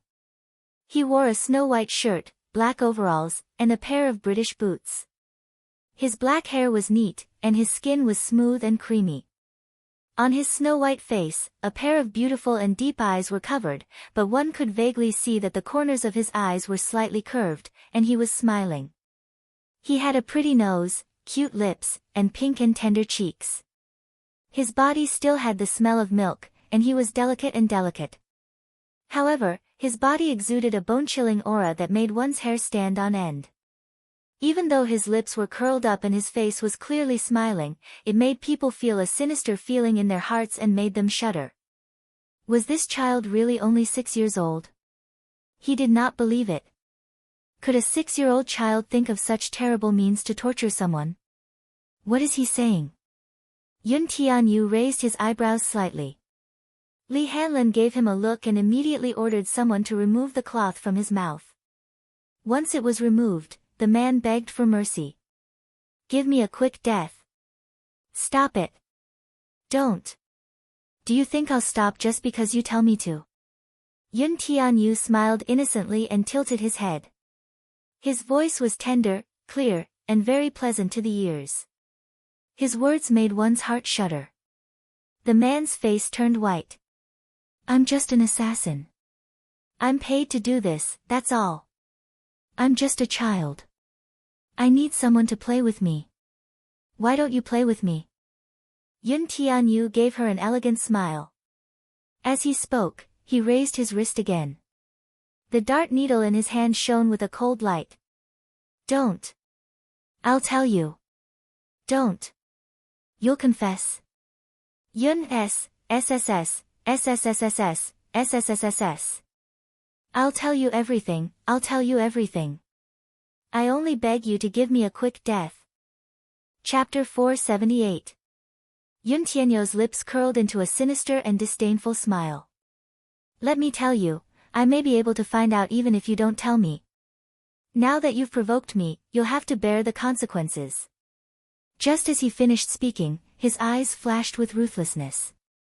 With a swift wave of his hand, he threw the dart in his hand and it pierced the man's thigh.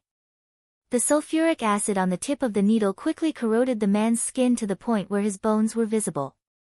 Ah! The man convulsed violently as if he had been electrocuted. He struggled madly. Swish! Another dart was thrown, and it accurately pierced his eye. Puff! Warm blood splattered out. A fiery and intense glaring sensation hit him.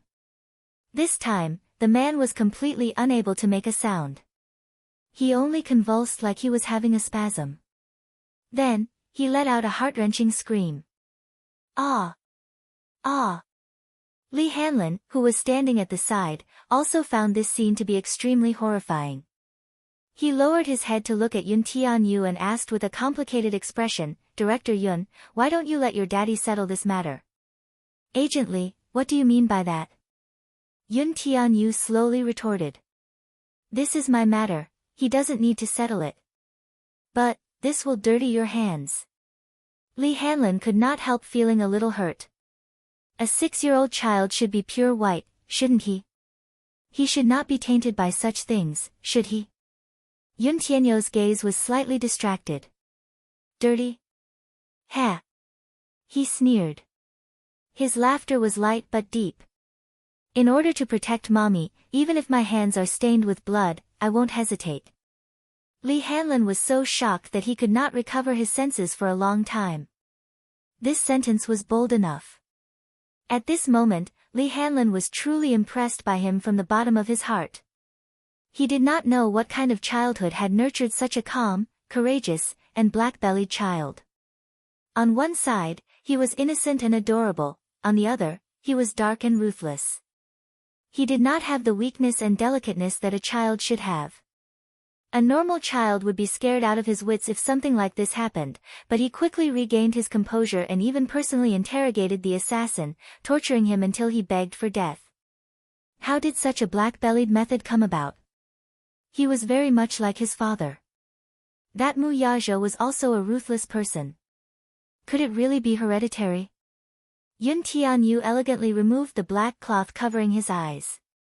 With great satisfaction, he took a few steps toward the man, who was in so much pain that he wished he was dead.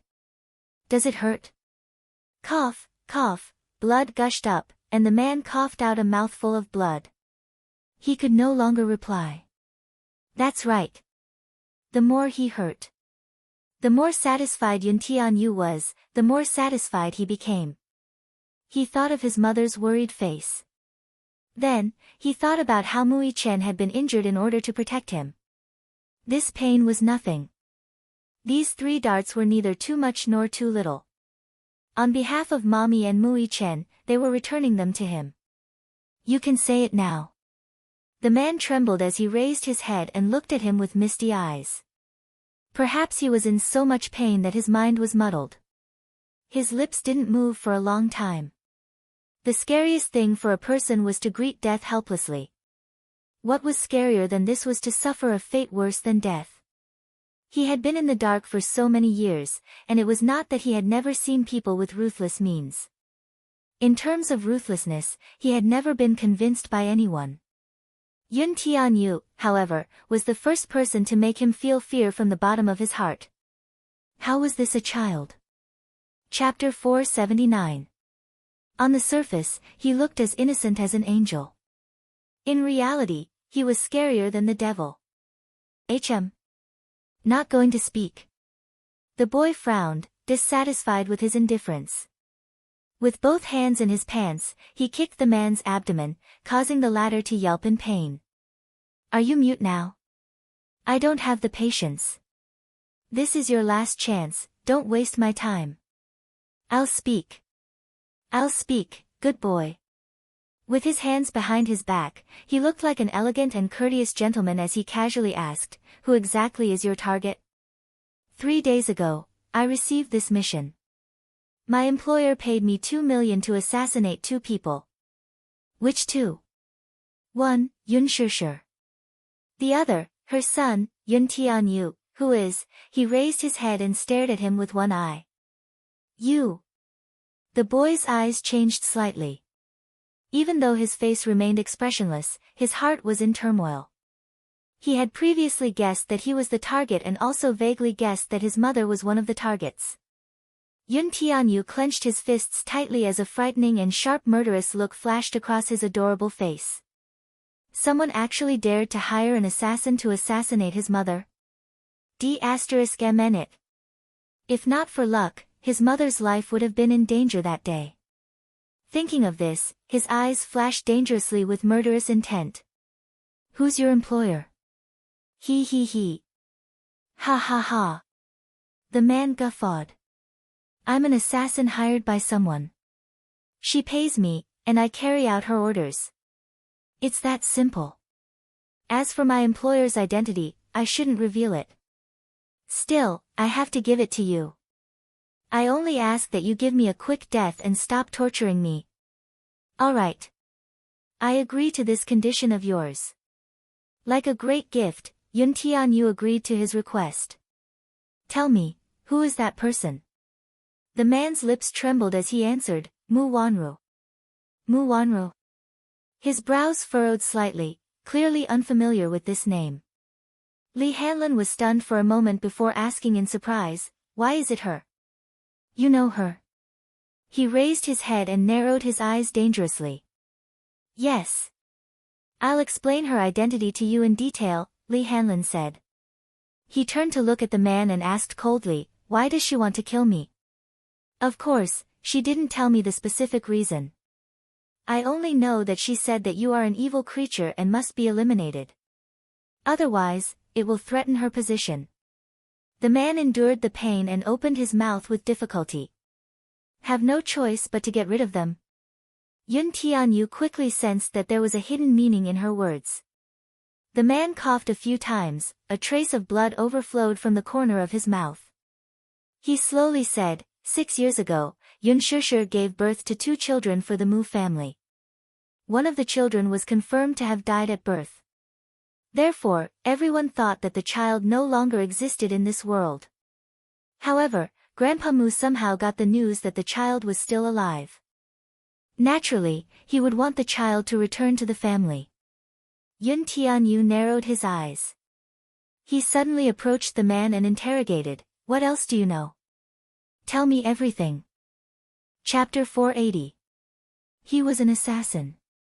After accepting a mission, he would investigate the identity of the employer to the best of his ability. His information on Mu Wanru was limited, though. This was all he knew. Yun Tianyu blinked his eyes slowly and his lips curled into a strange smile. Rest in peace. After saying that, he turned around without looking back and elegantly walked out of the warehouse. The moment the door closed, a gunshot was heard, breaking the tranquil night. When Li Hanlin came out, Yun Tianyu was sitting in the car, deep in thought. Have you dealt with everything? Li Hanlin nodded. Yes.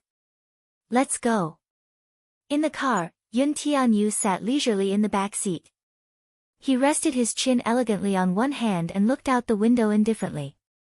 Li Hanlin, who was sitting beside him, gave him a rough analysis of Mu Wanru's information. However, due to the limited information he had, he could not deduce Mu Wanru's motive for hiring an assassin.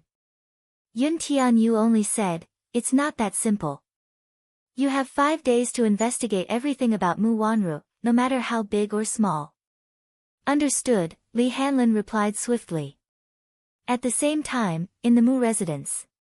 In the study room, Mu Yaja sat at his desk and flipped through a thick stack of documents with his head lowered. Min Yu, who was behind him, quietly waited and carefully observed his expression. That's all. Sir, all the information on Liji Holdings is here. Mu Yaja raised his eyes and furrowed his brows slightly. Since Xiao Yichen was injured, he naturally wanted to find out what had happened at the amusement park. However, due to the shooting incident, Fairy Tale Valley closed 3 hours in advance and evacuated all the visitors. They showed a perfect public relations attitude toward the media's interception of interviews, but they refused to talk about what had happened that day, even in the face of the public's doubts. The shooting incident was definitely a fatal blow to a public amusement park like the amusement park. Under normal circumstances, the media and the police would have already investigated this matter. But until now, the news about the shooting incident had been tightly sealed. Even the media could not intervene, so there were no reports. On the internet, some visitors posted on the forum. However, not long after these posts were posted, they were quickly deleted. Their accounts were also banned or even banned. Min Yu investigated in secret, but due to Fairy Tale Valley's strict confidentiality measures, he didn't leak any information. He only vaguely found out that there was an attack on that day. As for the details of the incident, he did not know. Fairy Tale Valley was jointly controlled by Lizhi Holdings and N.E. Group. This N.E. Group didn't have a strong background, but Cola Wisdom had a strong background. Lizhi Holdings used to be a toy supplier on the verge of bankruptcy until it was acquired by Hurricane Group a year ago. The board of directors was replaced, shares were divided, and the CEO was replaced. In a short period of time, they had rapidly risen to become the world-class DreamWorks Animation, the world's largest toy supplier. Their industrial chains were spread across North America, Europe, and Asia. However, the CEO who held 60% of the company's shares had a mysterious background. A toy supplier might not be surprising. However, the Hurricane Group behind them was not to be trifled with. Chapter 481. They controlled half of the world's arms market and had close ties with various governments, mafia, and terrorist organizations. Their influence spanned across both the legal and illegal worlds, and they had an impressive mercenary corps. Perhaps, this was not an intuitive feeling. In other words, Hurricane Group controlled 50% of the world's arms market. Out of every 100 guns in the world, 50 of them were produced by this group. Every war in the world required the signing of tens of billions worth of arms orders from the Hurricane Group's armory. It could be said that this arms group was so powerful that everyone feared it. Dishing Financial Group was powerful, but its business was huge. The Muse did not rely solely on clean means to reach where they were today. The power struggles behind them were intertwined.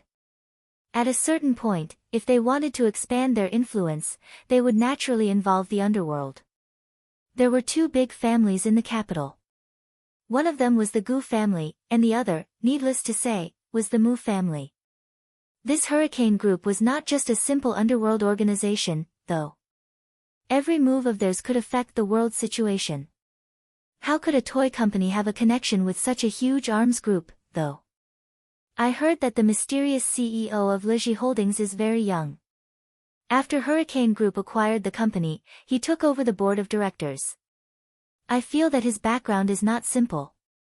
He should be related to Hurricane Group in countless ways. Min Yu said from the side. Mu Yaja frowned as he fiddled with the pen in his hand. Min Yu, who was standing at the side, said with lingering fear, if word of the shooting incident at the amusement park gets out, Lizhi's reputation will surely suffer a devastating blow. Now that the news is sealed, even the police can't intervene. A toy company can't possibly have such power. Mu Yaja casually flipped through the documents. His gaze paused on a column of information. Lizhi Holdings Board of Directors, Li Hanlin. His gaze changed as the man's face flashed across his mind. This man had once appeared in Yun Tianyo's ward and claimed to be the principal of Yun Tianyo's kindergarten. He had also met him at Fairy Tale Valley that day. He was one of the higher-ups there. Back then, he was in a hurry and did not react in time. Now that he thought about it, he suddenly felt that something was amiss. Since he was one of the higher-ups in Lizhi Holdings, then, Mu Yaja's gaze deepened. Who is this Li Hanlin? He is the highest-ranking director of Lizhi Holdings. He has a lot of power. Mu Yaja's heart skipped a beat as a suspicion suddenly arose in his heart. Even he couldn't help but be startled. He had some bold guesses about Yun Tianyo's identity. By the time Yun Tianyu reached home, the sky was already turning bright. It was close to dawn. He tiptoed around the entrance and carefully walked into the living room. Suddenly, the lights in the living room lit up. He was startled and stood rooted to the ground. Where did you go? On the sofa, Yun Shishir looked at him angrily, as if she hadn't slept all night. Her face was tired, and her eyes were bloodshot. Chapter 482. Waiting for you. Yun Shishir's voice was frosty. His coquetry seemed to have lost its effect at this moment. She asked angrily, where did you go? I went for a walk in the courtyard. Yun Tianyu pinched the corner of his shirt uneasily. Like a child who had done something wrong, he was at a loss for what to do and trembled with fear. In fact, he had indeed done something wrong. Yun Shishir coldly said, I went to the courtyard to look for you, but I couldn't find you. You, why did you lie to mommy? Mommy. He was startled. He did not know when she realized that he was not around, nor did he know how long she had been waiting for him. When he left the house, he was very careful not to make any noise. He only left the house after ensuring that Yun Shishir was asleep. How? When did she find out? Yun Shishir stared at him unblinkingly. Her face was filled with anger and sadness. Not long after he left, she woke up with a start. She got up and went to his room to check if he was sleeping well, but when she turned on the light, the person on the bed was gone. She was scared out of her wits, but she did not dare to alarm Yun Yecheng. She searched everywhere by herself and even went to the security room to check the surveillance footage. Only then did she realize that he had gotten into a car and left. Seeing that he got into the car casually without being dragged or struggling, she ruled out the possibility of him being kidnapped. She also noted down the car plate number, but since it was late at night, she thought that, given Yu Yu's character, he might be afraid that she would be worried and would return before dawn. Thus, she waited patiently in the living room. Yun Tianyu looked at her guiltily.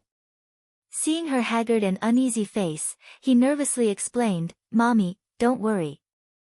Yu didn't do anything bad. Yu is just.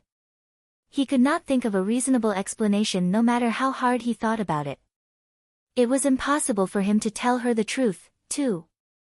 He didn't even dare to confess his current identity to his mother. How could he dare to talk about what happened tonight? Yu, do you know that Mommy is worried about you? Yun Shishir saw that he couldn't speak and knew that he wouldn't tell her the truth. She crouched down and put her arms around his shoulders. She was still traumatized by the attack at the amusement park. She was really afraid that something would happen to Yu again. Mommy, Yu made you worry. But Yu swears to you that Yu will never do anything to hurt Mommy. Mommy, don't worry. Trust in Yu, okay? If he was given a little more time, he would definitely find a chance to clear things up with her. But now, he couldn't. Yun Shishir looked at him. Is that a promise? Yes. It's a deal. Today is the last time, there won't be a next time. Yun Tianyu hugged Yun Shishir's face and gave her a peck as he consoled her. Mommy, Yu wants to keep what happened today a secret, I can't tell you. When the time is right, Yu will come clean with Mommy. Mommy, give Yu some time, okay? Yun Shishir was tickled by Yun Tianyu's serious expression. How could he still say that the time was right? All right. Mommy is relieved to see that you are safe and sound. But today is the last time, there won't be a next time. Yun Shishir warned him unhappily. Chapter 483. After all, Yu was different from other children, he had his own way of thinking. Hence, she carried Yu into the bedroom. As usual, Yun Shishir lay on the bed and read him a fairy tale. Yun Tianyu snuggled softly in her arms and fell asleep peacefully as he listened to her gentle voice. Yun Shishir specially applied for leave to accompany Yu for a few days. She also brought him and Yun Yecheng on a vacation for a few days. It was peaceful for a few days. When she returned to the training class, Qin Zhou informed her that she could successfully graduate early due to the movie schedule. The morning passed peacefully. It was not until noon that an uninvited guest arrived. It was Qian Xiaohua, whom she had met at the restaurant some time ago. In the office, Yun Shishir saw him and subconsciously wanted to leave. Qian Xiaohua was not going to let her off so easily. He hurriedly blocked her way at the door with a pleading look on his face. Miss Yun, please don't misunderstand. I'm not here to have any improper thoughts about you. It's just that I need your help with something. You have to help me. Yun Shishir did not let down her guard as she eyed him warily. He knew that he must have left a bad impression on her previously, so he bowed deeply to apologize. Miss Yun, please forgive me for my rudeness and offense last time. I know that I'm in the wrong. I hope that you won't stoop to my level and won't stoop to my level. I'm very regretful after the incident. I'm a pervert, Anyway, I can only apologize to you for what happened last time. Also, I'll try my best to make it up to you. However, there's something that I need your help with. I don't understand what you mean. Before that, can I ask for your forgiveness? Qian Xiaohua raised his head and looked at her with a face full of remorse. It looked like he was truly remorseful. Last time, she was still so arrogant. Why did she lower her head and beg for forgiveness this time? However, Yun Shishir didn't intend to argue with this kind of person, so she said, let bygones be bygones. I forgive you. Thank you.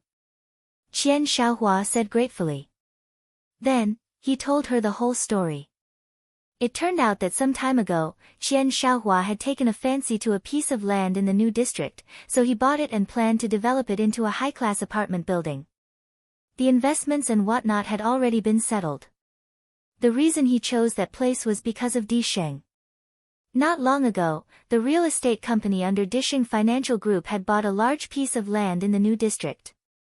Qian Xiaohua had secretly asked around and found out that this piece of land was going to be a development project. He had heard that Muyazhou was going to develop the new district into an economic district. Not only would he set up a new branch there, but he would also vigorously develop a green ecological garden. After that, he would cooperate with a famous tourism holding company in the capital to build a 5A grade amusement park. Upon hearing about Disheng Financial Group's move, many companies were tempted. The land in the new district started to be auctioned at high prices. Therefore, the remaining land was quickly divided up, and the price of the land continued to soar. Chapter 484. Soon after, schools, hospitals, cinemas, opera houses, stadiums, amusement parks, eco-parks, natural sceneries, supermarkets, and Wanqing department store would be built. Due to Disheng Financial Group's influence, the subway and public transport companies gave them the green light after they found out about it and opened up a few routes. Therefore, the originally remote suburbs suddenly became a bustling area. In the future, it might even become a commercial and financial center.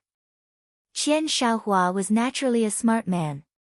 Seeing that Disheng valued this project so much, he rubbed his palms together and started working on it. The property prices had already skyrocketed before the market had even started. If nothing went wrong, he could make a lot of money from this project. Although he did not have much of a philosophy when it came to real estate, he had the keen sense of a businessman and a unique vision. He believed in Disheng's ability and vision, so he was waiting to make a fortune. However, because of this incident, Chairman Mu was unhappy and displeased. This was bad. Disheng Financial Group announced through the media that the planning of the new district was temporarily suspended, and all development projects were temporarily terminated. Disheng Financial Group's announcement caused the other investors to stop in their tracks. This was not a loss to Disheng. After all, Disheng was the one who bought the land. They could develop it whenever they wanted, regardless of whether it was sooner or later. Even if it was vacant for a year or two, Disheng would not care about the loss. However, it was different for Qian Xiaohua. For the sake of this case, he had taken out all of his personal belongings, and even risked his own net worth to finance it. He thought that nothing would go wrong if he followed Disheng, and the profits would be enough to make a fortune. However, he did not expect that Disheng's project would be suspended just like that. His building project was already halfway done. If Disheng suspended the project for a few months, the loss would be acceptable.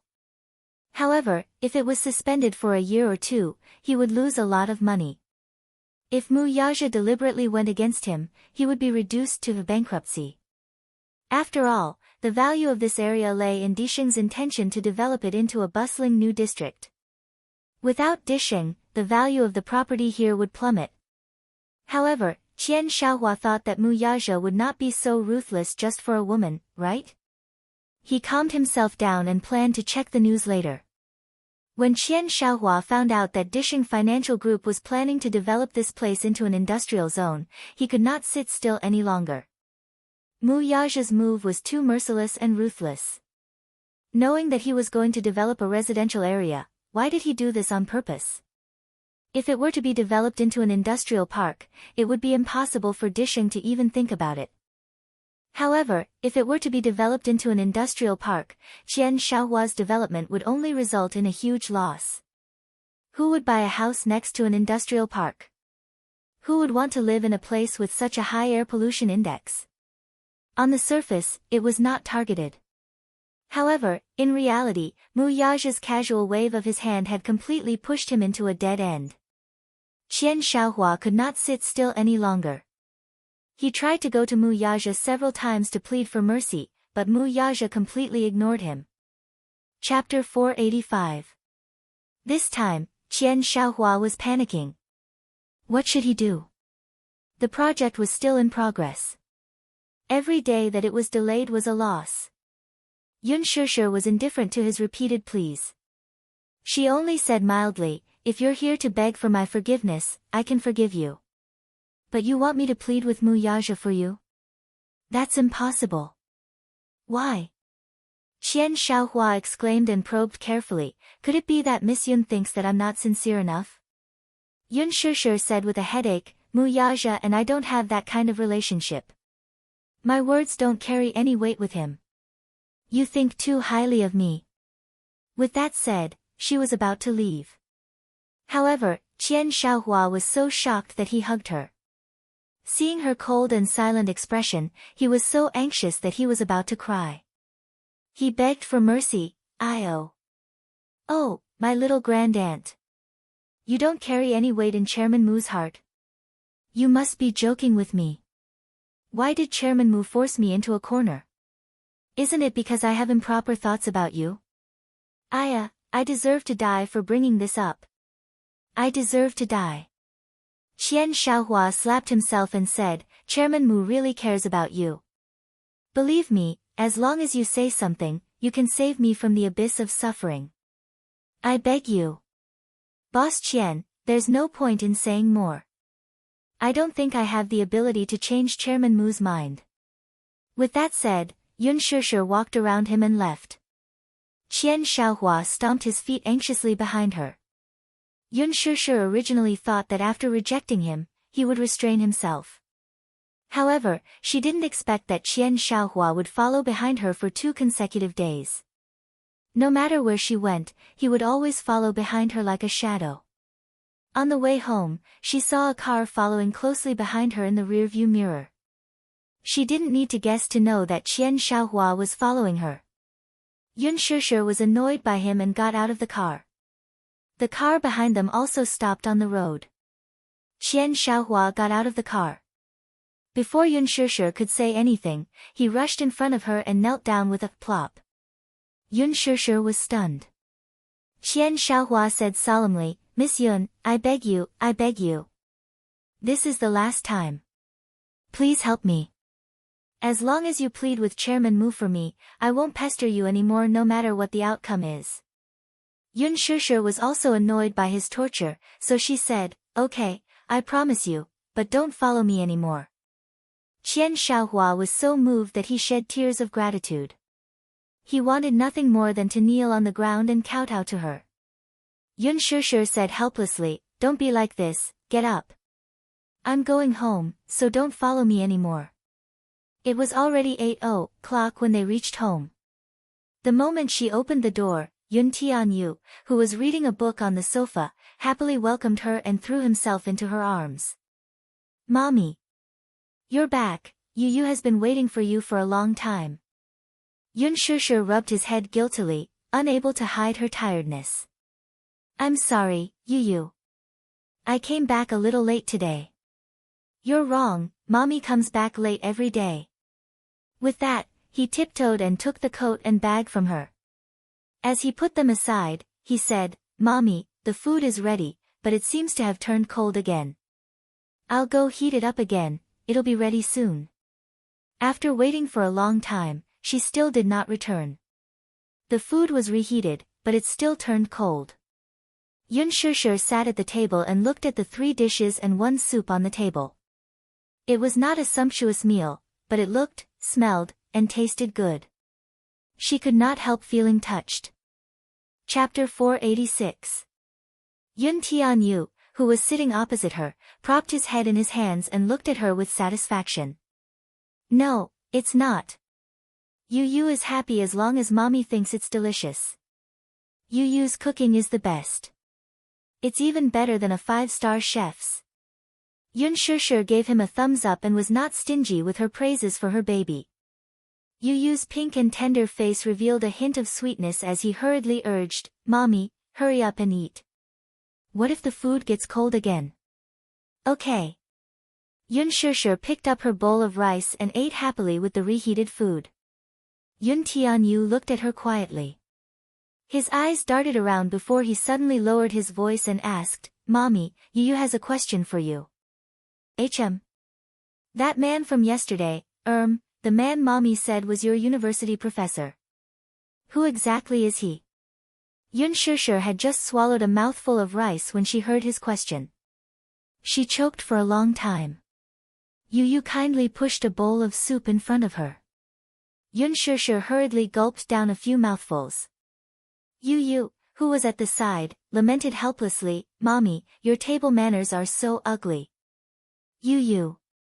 Yun Shishir glared at him resentfully. Are you saying that Mommy's table manners are ugly? Yes, not ladylike at all. Mommy, you can't do this outside, or else you'll scare others. Baby is already used to your table manners, so don't worry. Yu looked at her with a, I can't do anything to you expression. What's so important about it? Yun Shishir, on the other hand, did not think much of it. She was merely shocked by his words and choked on her words. Don't avoid the topic. Every time I ask you a question, you're always evasive. Mommy, don't coax me like a child, I'm not that stupid. Yun Tianyu could tell at a glance that she was avoiding the topic. This time, he did not intend to let her off. When did I avoid the topic? Then, you tell me, who is that uncle? Yun Tianyu, with an elegant smile on his face, unhurriedly asked this question, leaving her with no way out. Yun Shishir sighed helplessly. She put down her bowl and chopsticks and looked up at him. I'm sorry, Mommy lied to you last time. He's not Mommy's university professor. Oh, I know. Yu raised her eyebrows. You know. Then last time you. Mommy, sometimes your IQ is really low. I was just playing along with you. Don't I look at myself in the mirror? Yu looked defeated. In other words, the little girl could tell that the man's facial features were similar to hers. Yun Tianyu was long aware of his relationship with Muyaja. But now, he was only asking because he wanted his mommy to be honest with him. He didn't want her to hide anything from him. Yes. He is your daddy. Yun Shishir cautiously said this. After saying this, she observed Yun Tianyu's expression. Seeing that he was still calm and did not look surprised, she was a little surprised. Why don't you look surprised at all? Why should I be surprised? Yun Tianyu held his head and calmly said, I also know that the uncle's name is Muyaja. He's Dishing Financial Group's CEO. Also. Yu moved closer to her and nudged her waist with his small arm. This uncle likes you a lot. Chapter 487. You're just a child. What do you know about liking someone? Of course I know. Mommy, you're so out of date. You're already dating in primary school. You're already dating in primary school. Mommy, you're really getting on in years. You're about to be out of touch with this era. Getting on in years, these words were like an arrow that pierced her heart. Yun Shishir stared at him dangerously. Do you think mommy is old? Yu shrugged and looked at her with a magnanimous expression. Then, he patted her shoulder solemnly. Don't worry, mommy. No matter how old you are, to the point where you don't have any teeth and your hair is white, Yu won't despise you. Yun Shishir was a little touched when she heard this. She held his smiling face and kissed him twice. Good boy, don't despise mommy. Mommy loves Yu the most. Yu suddenly hugged her shoulder. His childish voice was full of tenderness. Mommy, do you know? Yu is very possessive of mommy. He doesn't want anyone to steal mommy from Yu. However, if it's a man that mommy likes, Yu only wants mommy to be happy, regardless of mommy's choice. That's enough. Even though he was still a little repulsed by Mu Yaja, he saw the sad expression on mommy's face yesterday. It must be because of that man. He didn't know the reason, but he knew that if she didn't have feelings for someone, why would she be sad because of that person? Mommy clearly had feelings for him. Since that was the case, he wouldn't force his will on Yun Shishir. No matter what choice she made, he would support her unconditionally. Because she was his favorite mommy. Yun Shishir's gaze softened. She hugged his shoulders and stroked his head. She smiled and said, Yu, you're such a good boy. No matter what, Yu must remember that mommy will always love Yu the most. But mommy, if anyone bullies you, you must tell Yu. Yu will bully them back. Yu raised her head and gently planted a kiss on her mommy's cheek. Her beautiful eyes were filled with a doting smile. Yun Shishir's heart stirred. Sometimes, it really gave her an illusion. Although Yu was her son, he doted on her as much as anyone else. Yu, aren't you afraid of spoiling mommy too much? Yun Shishir asked with a smile. Yu's pink lips pursed in disapproval. What are you talking about? Isn't it natural for a son to dote on his mommy? When you grow up, people will definitely say that you're a mommy's boy. Let them say what they want. Yun Tianyu snorted disdainfully with an arrogant look on his face. Do I, Yun Tianyu, need to care about anyone's opinion? You're so full of yourself. Yun Shishir tousled his silky hair. Yu nestled in his mother's embrace with a look of contentment. Yun Shishir suddenly asked seriously, Yu, sometimes mommy wonders whose genes you've inherited. He was clever and quick-witted. He was smart and warm, but sometimes he could be a little sharp-tongued. He was simply quick-witted. Yu answered matter-of-factly, of course, I've inherited it from my dearest mommy. Mommy is so beautiful. Although she's dumb, she has Yu. Yu is smart. Chapter 488. Yu actually despises mommy for being stupid. Mommy is so sad. Woo, Yu repeatedly begged for mercy. Aya, be gentler. Yun Shishir refused to let him off and threatened, quickly praise mommy for being smart. Mommy is so smart. What else? Mommy is a beautiful fairy. More. Mommy is the most gentle mommy in the world. Yu cleverly praised her. Yun Shishir finally let him off. She could not help poking his head with her finger. You're smart. Aya, mommy, quickly eat. Yu, go collect the clothes. Yu urged. He then got off her body and ran to the balcony to collect the clothes. Yun Shishir held her chopsticks in satisfaction. She sighed inwardly. With such a filial son at home, everything is fine. Thinking about it, she felt a little ashamed. Thus, after dinner, Yun Shishir carried the bowls to the kitchen to wash them. Yu kept the clothes in the wardrobe and went to the kitchen. He obediently carried a stool over and stood beside Yun Shishir. Mommy, let's wash them together. Okay. You're in charge of washing the dishes, and I'll be in charge of wiping them. We'll split the work. Okay. Thus, the mother-son pair chatted in the kitchen while washing the dishes. It was extremely comfortable. After washing the dishes, the two nestled on the sofa and watched TV for a while. Yun Tianyu suddenly thought of the movie and asked curiously, "Mommy, when will the movie you're acting in start shooting?" "The day after tomorrow." Yun Shishir thought for a while. "The opening ceremony will be held at Jinghua University." "Yu, can I go?" "No, you have classes." Yun Shishir rejected him without thinking. "Woo. Mommy is bad. You still have school tomorrow. Let's sleep." Yun Shishir turned off the TV and carried him into the room. She carried him to the bed. Yun Tianyu's little face still had an aggrieved expression. His lips were pursed, and he was clearly unhappy. "Darling, Mommy has to work. I'm afraid I can't take care of you. Mommy will be worried." Yun Shishir said somewhat helplessly. "All right. Then you can go to school obediently." Although Yu was still a little unwilling, there was nothing she could do. She slowly crawled under the blanket, looking depressed. He really wanted to accompany his mommy. Otherwise, he would feel uneasy. He thought that he should just confess everything to Mommy and not let her go to work. He could just let her stay at home and take care of her. Otherwise, when he went out to work, he would be looked down upon and ostracized. Even if he was wronged outside, he would never tell him. He would be worried. In a place like the entertainment industry, there was so much intrigue. How could he be at ease? However, when he thought about it, there were some things that he really did not know how to tell her. Thus, he swallowed this impulse.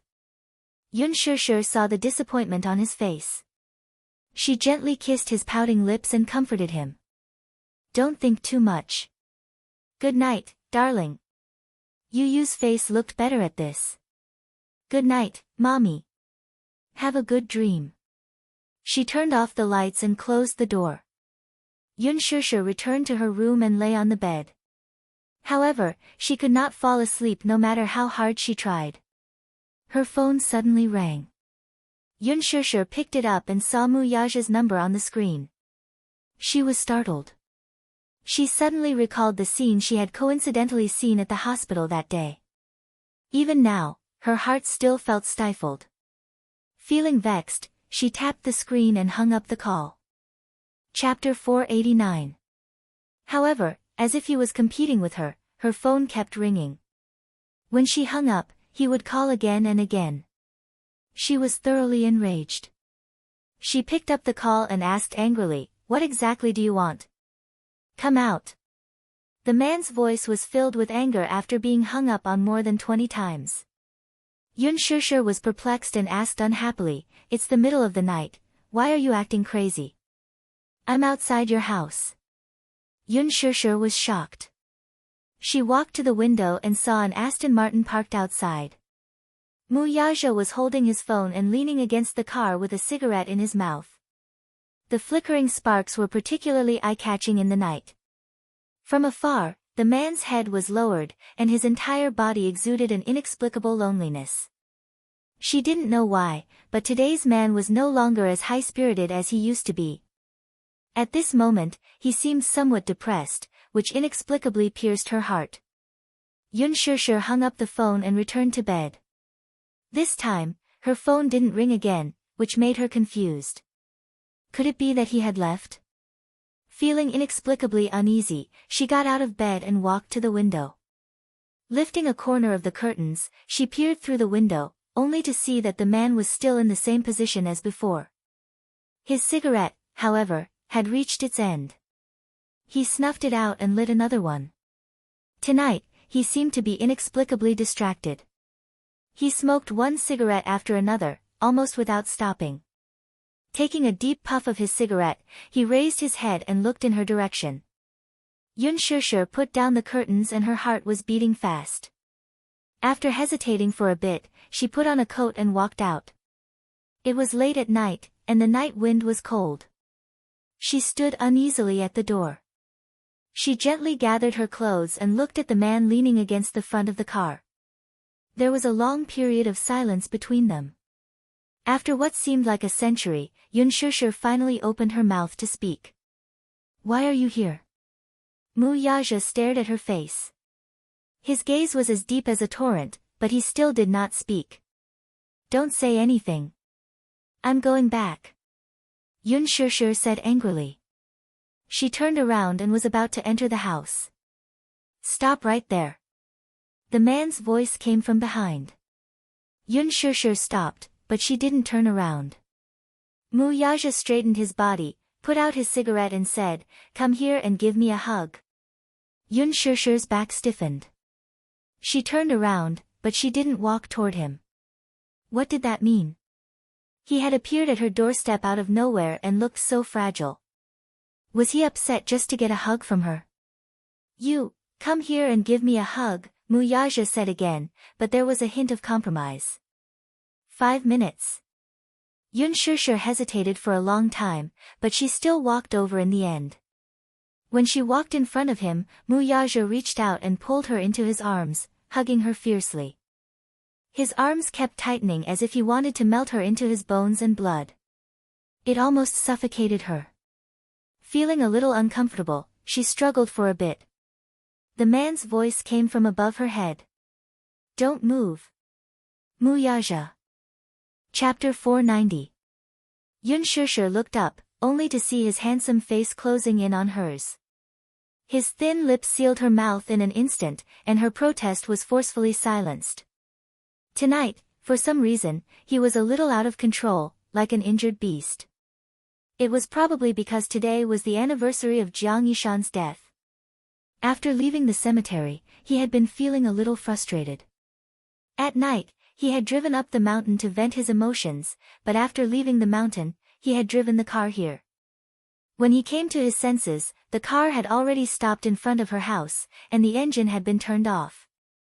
Only then did he realize that perhaps this woman had unknowingly invaded every corner of his thoughts. He wanted to see her, but his usual arrogance did not allow him to lower his head to a woman. For the past few days, he had forced himself to throw himself into the company's huge pile of cases. He did not want to think about her or have any distracting thoughts. However, every time he closed his eyes, her face would appear in his mind. There was no way to avoid it. He had been waiting for her to come to him and lower her head to him, but this woman seemed to have disappeared from his world without a trace. When he had driven the car here involuntarily, he had realized that he had lost. In the end, he still could not hold himself back and wanted to see her. As he thought of this, his eyes darkened. Before she could even react, a domineering kiss filled her entire mouth. Yun Shishir was shocked. He kissed her fiercely and with so much force that it was as if he wanted to swallow her whole. His cold thin lips pressed tightly against hers, crushing her. He kissed her so hard that it hurt her. Taking advantage of this, he pried open her lips and kissed her even more deeply. Yun Shishir struggled for a while and tried to push him away, but she could not resist the man's strength at all. The kiss was deep. It almost suffocated her. Just as she thought that she was going to faint, he raised his head and pinched her chin. Admiring her lips, which were swollen from being ravaged, he lifted her hair with his slender fingers. His gaze, however, froze. Where's the earring? Yun Shishir's breathing quickened as she looked up. Seeing his gloomy and unhappy gaze, she said coldly, Take it off. Why did you pluck it? Mu Yaja asked angrily. Because I don't like it, I took it off. Can't I? Yun Shishir felt that he was a little strange and turned to leave. Mu Yaja grabbed her arm and pulled her back. Yun Shishir lost her balance and bumped into the car door. Mu Yaja followed closely behind her. His tall and big body covered hers, trapping her in this narrow space. Yun Shishir looked up helplessly, only to see him lowering his head and glaring at her. The anger in his eyes almost stabbed her. What do you want? Are you still angry? Mu Yaja suddenly asked. Yun Shishir was distracted for a moment and turned her face away from him. I don't know what you're talking about. Song Enya, Muyaja suddenly said, her name is Song Enya, and she's my cousin. So, there's nothing between us. If you're misunderstanding this, then I'll tell you now that there's no need.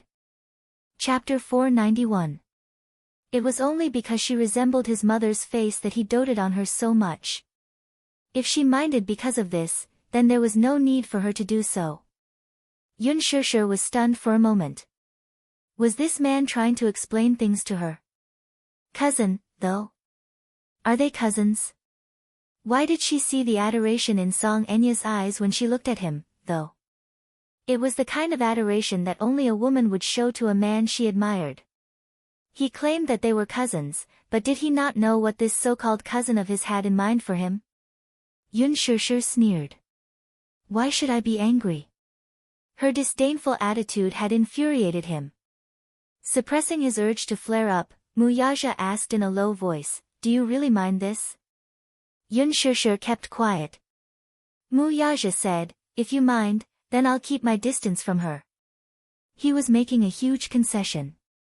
Yun Shishir's lips twitched, but she said slowly, I don't have the right for you to do that for me. You do. Muyaja corrected her angrily. I don't. D****. He grabbed her chin, lowered his head, and fiercely bit her lips. He loved and hated this woman at the same time. He hated her for acting on her own initiative. What did she mean by not having the right? If he said she had it, then she had it. Ah! Yun Shishir pushed his chest in pain, only to hear the man say angrily, if I say you have the right, then you have the right. Muyaja. Aren't you being too self-righteous? Do you think I really mind this? Yun Shishir's eyes were cold and flickering. Fine. Even if I mind, what right do I have? Then tell me, what right do I have? The man looked at her silently. Yun Shishir sneered. What right do I have to mind this? You're my woman. That's your right. Muyaja announced domineeringly. Yun Shishir was stunned for a moment, then she suddenly asked in amusement, I'm your woman. Do you dare to announce our relationship to the whole world? Muyaja's gaze froze, and his face instantly sank. Yun Shishir looked at his stunned expression and her heart sank. See, the relationship between them can't be exposed at all.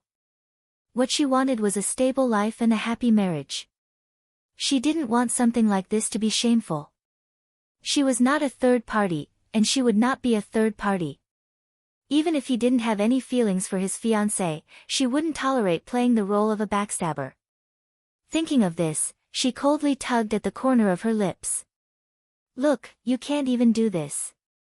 Muyaja, please know your place and don't provoke me again. If that's what you want. Muyaja paused, then his lips curled into an evil and arrogant smile. Yun Shishir, I'll make you my real woman. Yun Shishir was stunned, and her eyes widened in astonishment. It was a little unbelievable. I'll announce to the whole world that you're Muyaja's woman. Wait until the time is right. Now that the Mu family's internal strife and power struggles were intertwined, old Master Mu's health was deteriorating, and the change of power in the Mu family was imminent. She was afraid that some people could no longer hold back and were ready to make a move. Chapter 492. Wait until he becomes the real head of the Mujia. Wait until he takes over the Mujia's position. Wait until he eradicates the remaining forces of the Mujia. Wait until that day, he will announce to the world that Yun Shishir is his woman. This is his promise to her. Does he mean that he will give her a home? Yun Shishir's nose suddenly turned sour. She always felt that happiness was somewhat unattainable.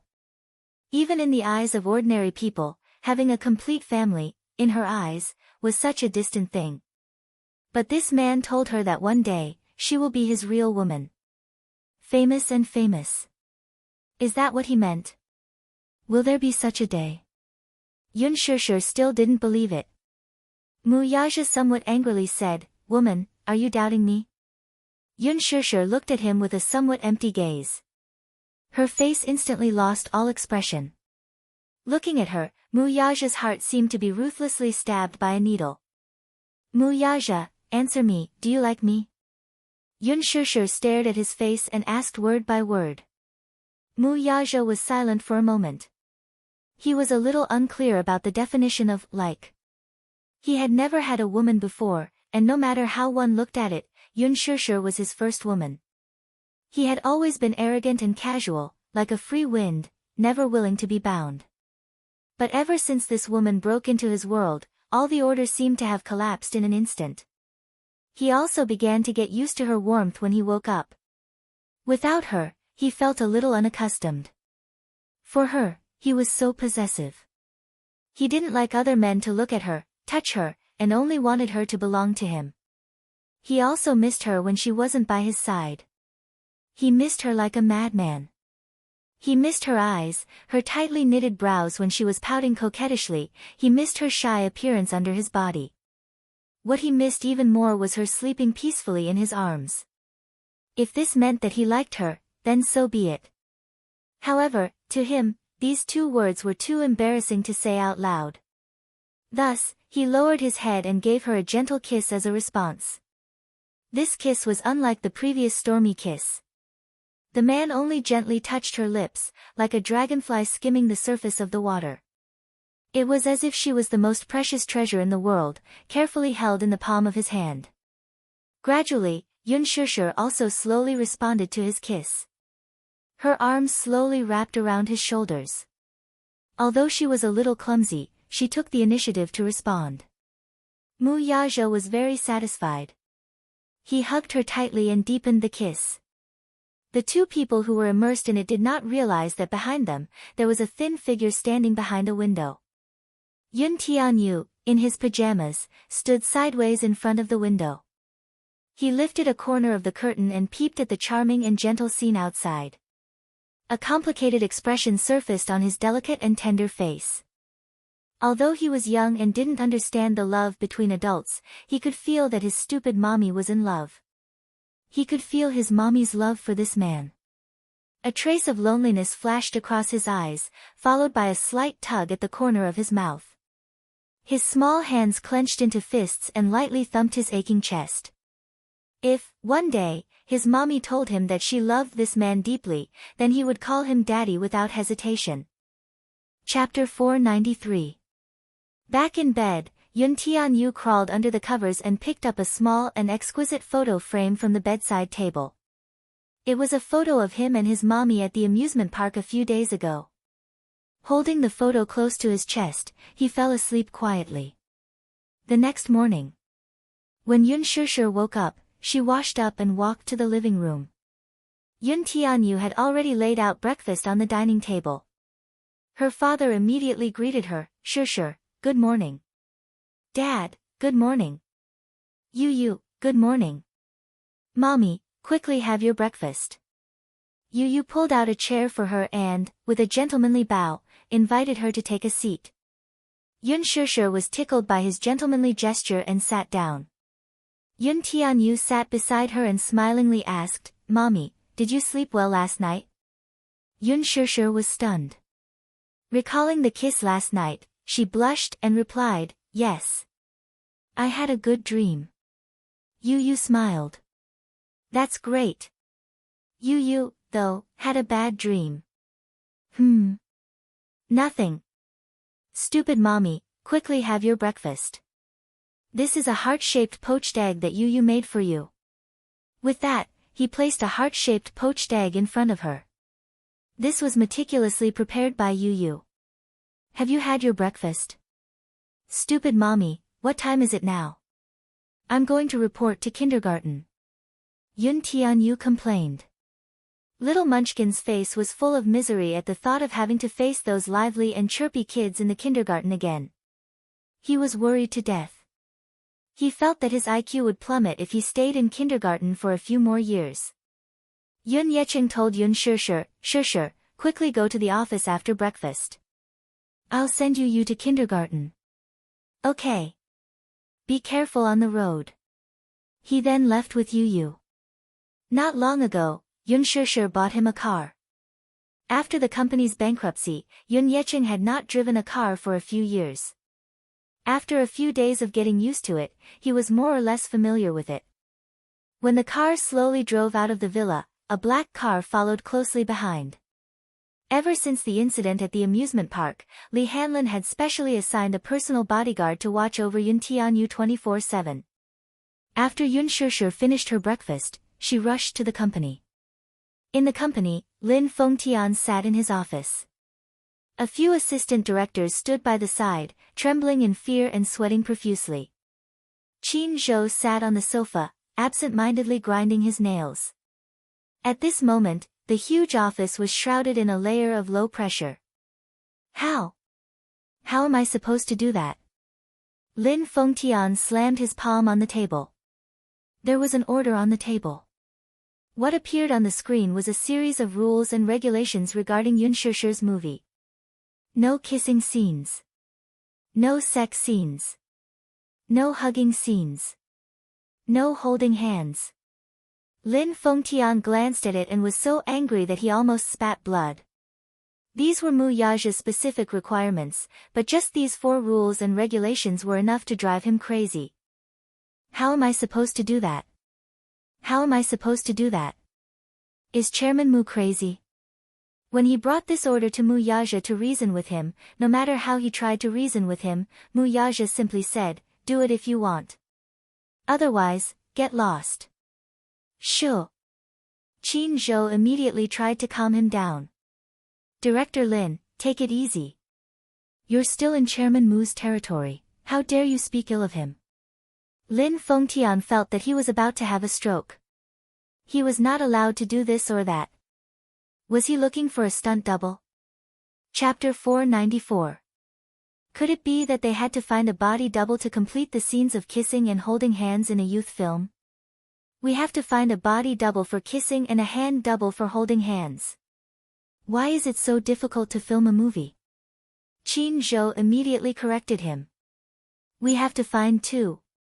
Xingzi said that he doesn't want to do kissing or holding hands with a body double. He's a clean freak, so we have to find a few body doubles for him. Lin Fengtian's blood boiled when he heard that. Bastard! He could only curse in anger. Because Mu Yaja had spoken. There was no need to worry about the budget. Huan Yu had plenty of money, so he could spend as much as he wanted. However, if any of these rules were violated, the movie would be scrapped. Qin Zhou touched his chin. He felt that the relationship between Yun Shishir and Chairman Mu was somewhat intriguing.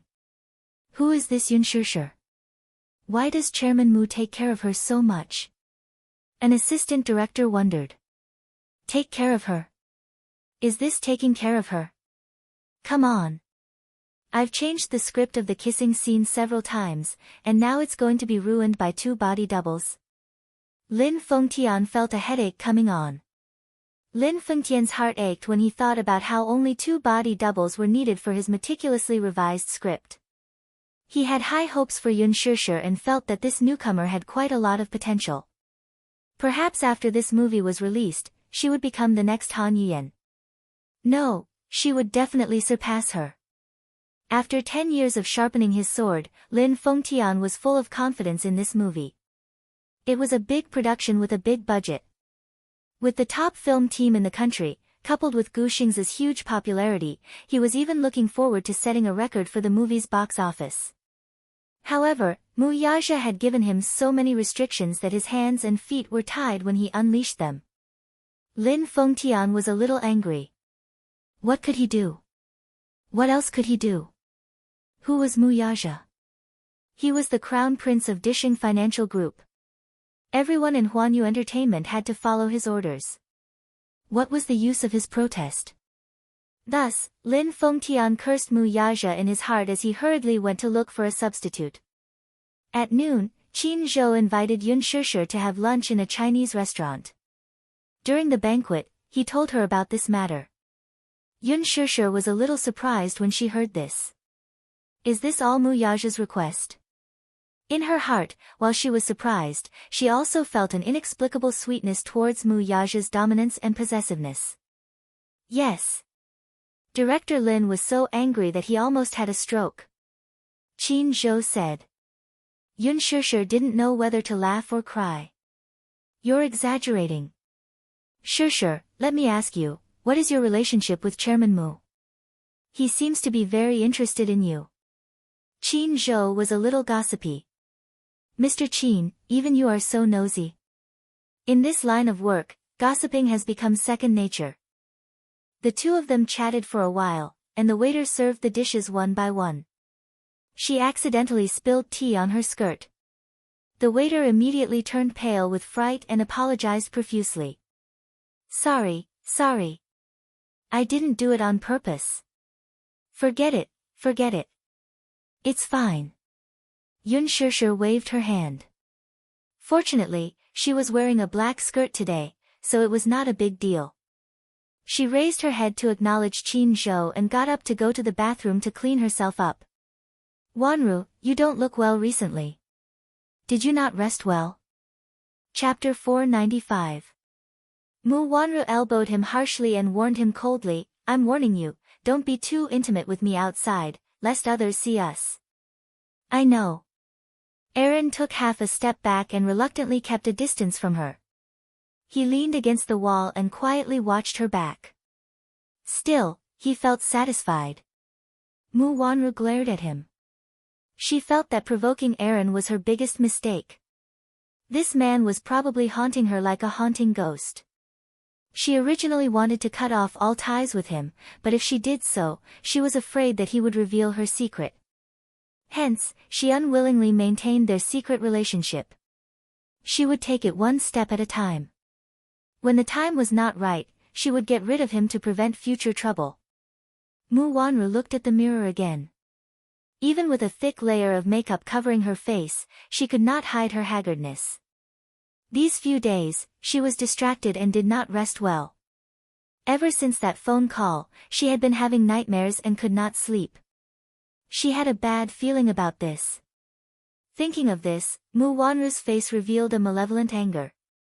These good-for-nothings. She really could not figure it out. How could they not even deal with a 6-year-old child? A child, only 6 years old, without the strength to even truss up a chicken, had actually failed the assassination. What was more frightening was that the assassin sent to carry out the mission was nowhere to be found. Initially, she was worried that her plan had been exposed, but after not hearing any news for a few days, she still felt uneasy. Now that she had failed this time, she could only come up with another plan. She was afraid that this failure would alert the enemy, and it would be difficult to strike again in the future. There was a reason why she was anxious to get rid of Yun Shishir and Yun Tianyu. Grandpa Mu's health was deteriorating by the day, so he paid more attention to the matter of the Mu bloodline returning to the family. She had nothing to fear from Yun Tianyu. He was just a child with an immature mind. How much of a threat could he pose to her? She didn't care at all. However, the mother-son relationship between Yun Tianyu and Yun Shishir was deep. If Yun Tianyu was acknowledged as a member of the Mu family, would Yun Shishir not be entangled with the Mu family? If she were to be careless and expose her identity, she would be finished. She had to get rid of these two thorns in her flesh before Grandpa Mu did. Mu Wanru applied her lip gloss in front of the mirror and smoothed it out. Then, she put the lip pencil into her bag. Suddenly, her expression changed. She lay in front of the counter and retched in pain. Blurg, Alan's expression changed. He immediately stepped forward and held her arm. He asked nervously, "What's wrong?" "It's nothing." Mu Wanru pushed him away. Before she could finish her sentence, she retched again. He felt nauseous, but he couldn't vomit anything out. He just felt inexplicably nauseous. It was extremely uncomfortable. Seeing her push him away, Alan's heart sank. Seeing her retching again, he hesitated for a moment before stepping forward to hold her shoulders. This time, perhaps because she was a little unsteady, Mu Wanru did not push him away. Seeing her back arched for a while, Alan frowned. "Is it a stomach problem?" "Probably." Mu Wanru raised her head and looked at the mirror. Her expression was ugly. I'll go buy medicine for you. Chapter 496. It's okay. Mu Wanru leaned on him weakly and stroked her chest. I'm much better now. It's probably because I didn't eat breakfast, so, why don't you take care of your body at all? Alan caressed her face with heartache. Mu Wanru clutched her chest and continued to retch inexplicably. Powerlessly, she raised her eyes and caught a glimpse of a standing figure reflected in the mirror. Her back suddenly stiffened, and her expression changed. Then, she pushed Ellen away. Ellen was still a little late, but when he saw her turn around with a pale face and stare straight ahead, he was shocked and followed her gaze and turned around. He saw Yun Shishir standing stiffly at the entrance of the washroom, her eyes darting back and forth between the two of them. Mu Wanru. Why was she with this man? She had wanted to go to the bathroom to clean up the water stains on her body, but just as she walked to the door, she saw Mu Wanru and Alan snuggling intimately together. From her angle, she could see Alan's hand on her waist. What shocked her even more was her retching just now due to morning sickness. Perhaps Mu Wanru was inexperienced and didn't know what that reaction meant. However, she had been pregnant for 10 months. When she was pregnant with Yu Yu and Xiao Chen, her early pregnancy reaction was very serious. Therefore, she could tell at a glance that Mu Wanru's symptoms were similar to those of early pregnancy. Was she pregnant? Yun Shishir was shocked by her own suspicions and felt a chill in her heart. How was that possible? She clearly remembered that Mu Wanru was congenitally infertile. She couldn't get pregnant. Back then, because she couldn't get pregnant, the Mu family hired a surrogate mother at a sky-high price to preserve the family line. But, what was Mu Wanru's reaction just now if it wasn't a symptom of morning sickness? Yun Shishir glanced at her face and saw that her gaze was weak and her complexion was terrible. Her heart sank. Could she really be pregnant? Mu Wanru saw her strange expression and frowned. At the same time, she felt guilty. When she thought about how this cheap woman was constantly threatening her position, a twisted hatred grew in her heart. She sneered and said coldly, "Bastard. Why do you keep staring at me?" Yun Shishir ignored her hostile tone and said in a daze, "You two seem to be very close." A trace of panic flashed across Alan's face. He quickly took half a step back and immediately explained, "I just saw that young Madame Mu was not feeling well, so I went up to show my concern." Seeing him sizing up the situation, Mu Wanru felt her ears tingle when he called her, "young Madame Mu." She raised her head high and revealed a proper and elegant smile. So what if this bitch has the ability to seduce people? Now, she is the young mistress of the Mu family and Mu Yaja's fiancée. A woman like Yun Shishir was just a casual toy Mu Yaja played with for a moment of interest. When he got tired of her, he would just throw her away. How could she not understand men? She would get rid of this thorn in her side sooner or later. It was just a fluke that she had escaped this time. Next time, she wouldn't be soft-hearted. Yun Shishir faintly tugged at the corner of her lips and said, "Since you know that she is young Madame Mu, don't you think that your concern is a bit excessive?" Chapter 497. A hint of guilt flashed through Mu Wanru's eyes, but she quickly pretended to be calm. Then, her gaze turned cold. She took a few steps forward and strode in front of her. She raised her hand high and slapped her face. Pa! Yun Shishir couldn't dodge in time and her face was slapped to the side. A red and swollen mark immediately appeared on his face. Yun Shishir's gaze froze.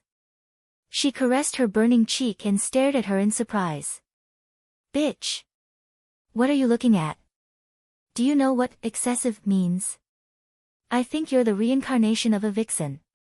You look pure and harmless, but you're born cheap."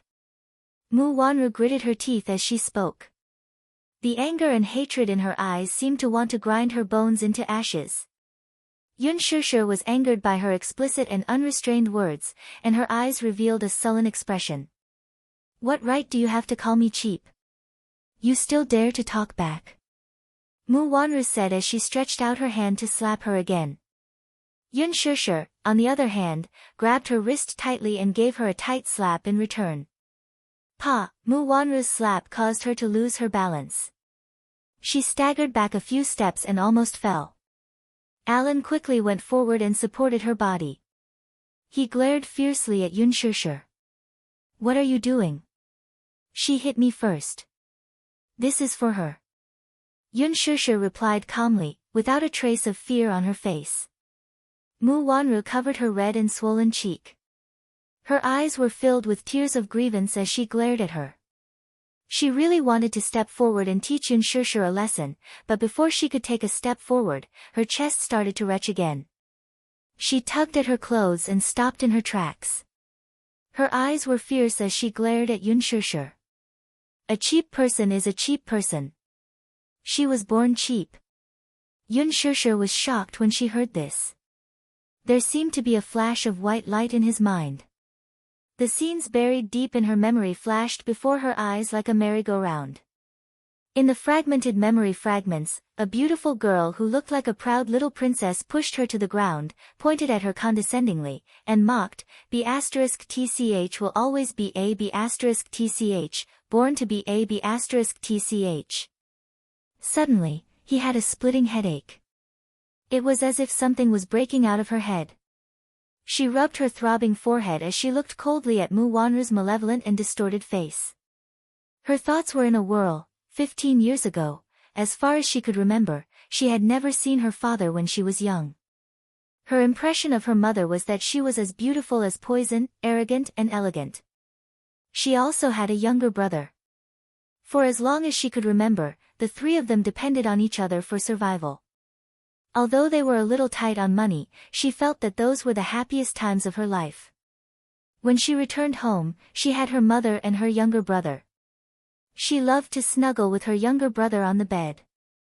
Her mother would open a fairy tale book for them by the bedside and read it word by word in a gentle voice. In such a voice, they would fall into sweet dreams. But even this peace was ruthlessly broken when she was 9 years old. A car accident had sent the broken family into hell.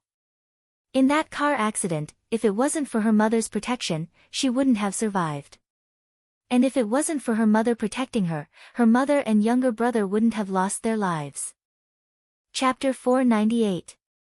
Not long after she struggled to climb out of the car and drag her brother out, the car was completely destroyed. Due to her severe injuries, she fainted.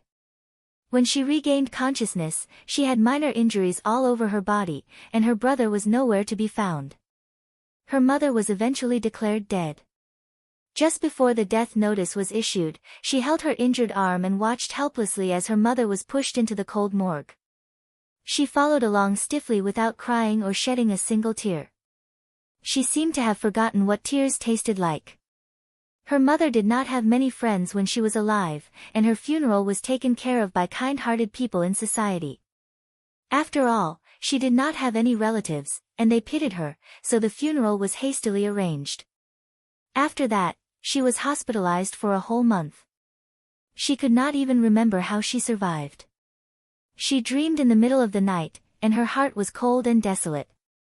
It was only on the day of her discharge that she understood in her heart. From then on, she knew that she would be left alone. Other than a jade pendant, her mother did not leave her anything else. She remembered that her mother used to wear this jade pendant close to her body and never left it. As for her background, her mother never mentioned a word about it. As for her grandfather and father, she kept her mouth shut.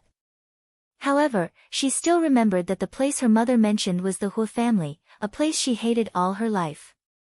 The person she mentioned was called Mu Sheng, the person she hated the most in her life. He was a cruel executioner. The number of times he mentioned the Mu family could be counted with one hand. As for her father, he never mentioned it. As she did not have any relatives, after a series of procedures, she was sent to a private welfare home. That place became her lifelong nightmare.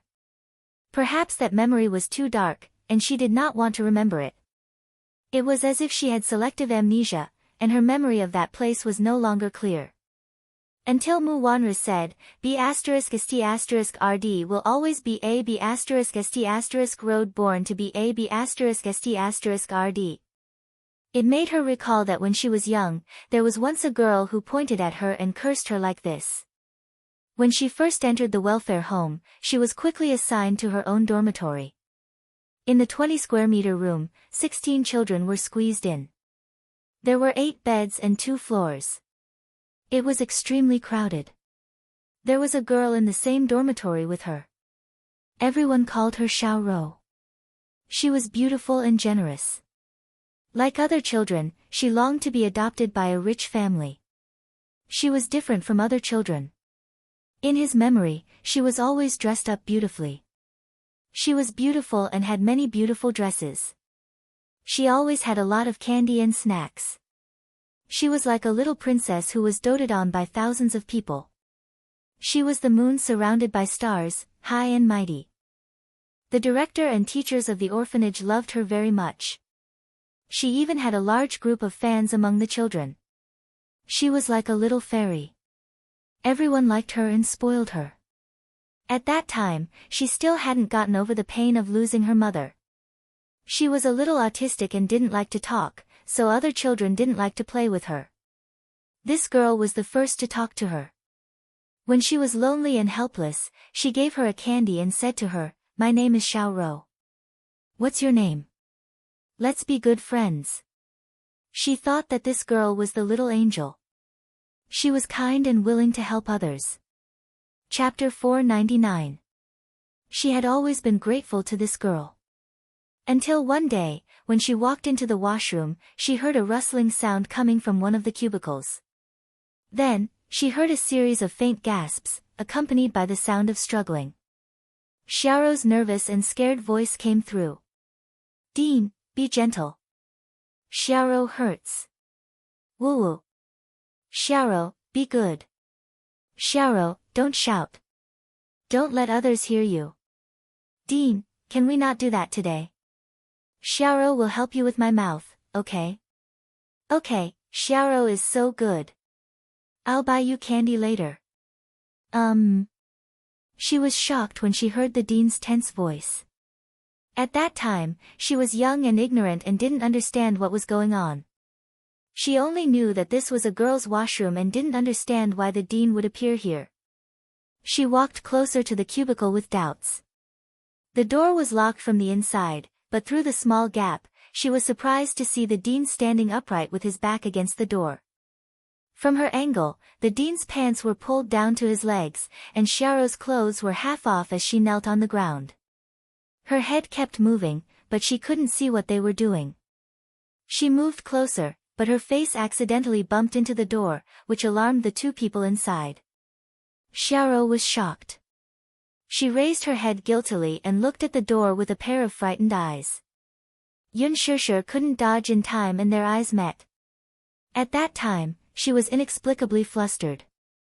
Maybe it was because Xiaorou's eyes were too dark and scary, or maybe it was because the embarrassment and anger in Xiaorou's eyes had been discovered that scared her. She quickly ran back to her room. That night, when Xiaorou came back, she was reading a comic book on the bed. Pushing the door open, Xiaorou strode to her bedside and pulled her off the bed by her hair. Leaning against her ear, Xiaorou's voice was threatening and angry. "Did you see? What did you see?" She was frightened and shook her head, but she didn't understand why Xiaorou was so flustered. Xiaorou got up and kicked her. She stood up and accused the other children while crying, "She bullied me." "I didn't." Without waiting for her to explain herself, the other children rushed up angrily, punching and kicking her. Among the children, Xiaorou's words were like an imperial edict, because she treated every child very well. She would give them snacks to eat and play with them. Among the children, her words were absolute. No child dared to disobey her. That night, she was sent to the infirmary with injuries all over her body. She didn't even understand what had happened, but somehow, she had become everyone's public enemy. The next day, she realized that the jade pendant she had placed under her pillow was gone. She asked everywhere, but no one said that they had seen it. When she saw the jade pendant hanging around Xiaorou's neck, she immediately said excitedly, "That's my jade pendant." Xiaorou retorted, "What are you talking about?" "This is my jade pendant. My mother gave it to me. You're the one who stole my stuff, you thief. I'm not a thief. In the face of everyone's doubts, her pale and weak explanation seemed a little hollow. That jade pendant was originally mine. It's mine. I'm not a thief. I'm really not a thief. Chapter 500. Xiao Rou's harmless smile was very lovable and it quickly aroused the anger of all the children. How could Princess Xiao Rou steal your things? You're the thief. You're clearly lying. You're lying. She was unable to defend herself and could only watch as her mother's relic was taken by someone else. Compared to the sweet-looking Xiao Rou, she was like Cinderella. No one was willing to believe her and no one was willing to stand in her position. From then on, all the children treated her like snakes and scorpions, as if she was a vicious and bad child. Later on, one morning, Xiao Rou was called over by the teacher and never came back. According to the other children, Xiao Rou was adopted by a rich family. It was said that the family was very rich and gave the director a lot of benefits. They even helped to build a few projects in the Welfare Institute. The children said that the rich family came to the Welfare Institute to acknowledge their relatives. When they saw the jade pendant on Xiao Rou, they took her away. Xiao Rou never came back. The children were all amazed and envious. To be adopted by a good family was something that many children envied. Suddenly recovering from her thoughts, Yun Shishir suddenly raised her head. Her eyes were red and the expression on her face was angry and gloomy. Those dark memories instantly broke out of their cocoons. Those past events that she didn't want to look back on were all vivid in her mind. It was her, she was that child. She was the one who stole her jade pendant and framed her as a thief. It was her who caused her to be bullied, ostracized, and mocked by so many children. Yun Shishir took a step closer to Mu Wanru and slowly stretched out her hand. Her voice was cold and firm. Return the jade pendant to me. When Mu Wanru heard this, her heart trembled. She stared at her in disbelief. Her eyes flickered with bewilderment and her face turned pale. Did she recognize him? How could it be? Her appearance was so different from when she was young.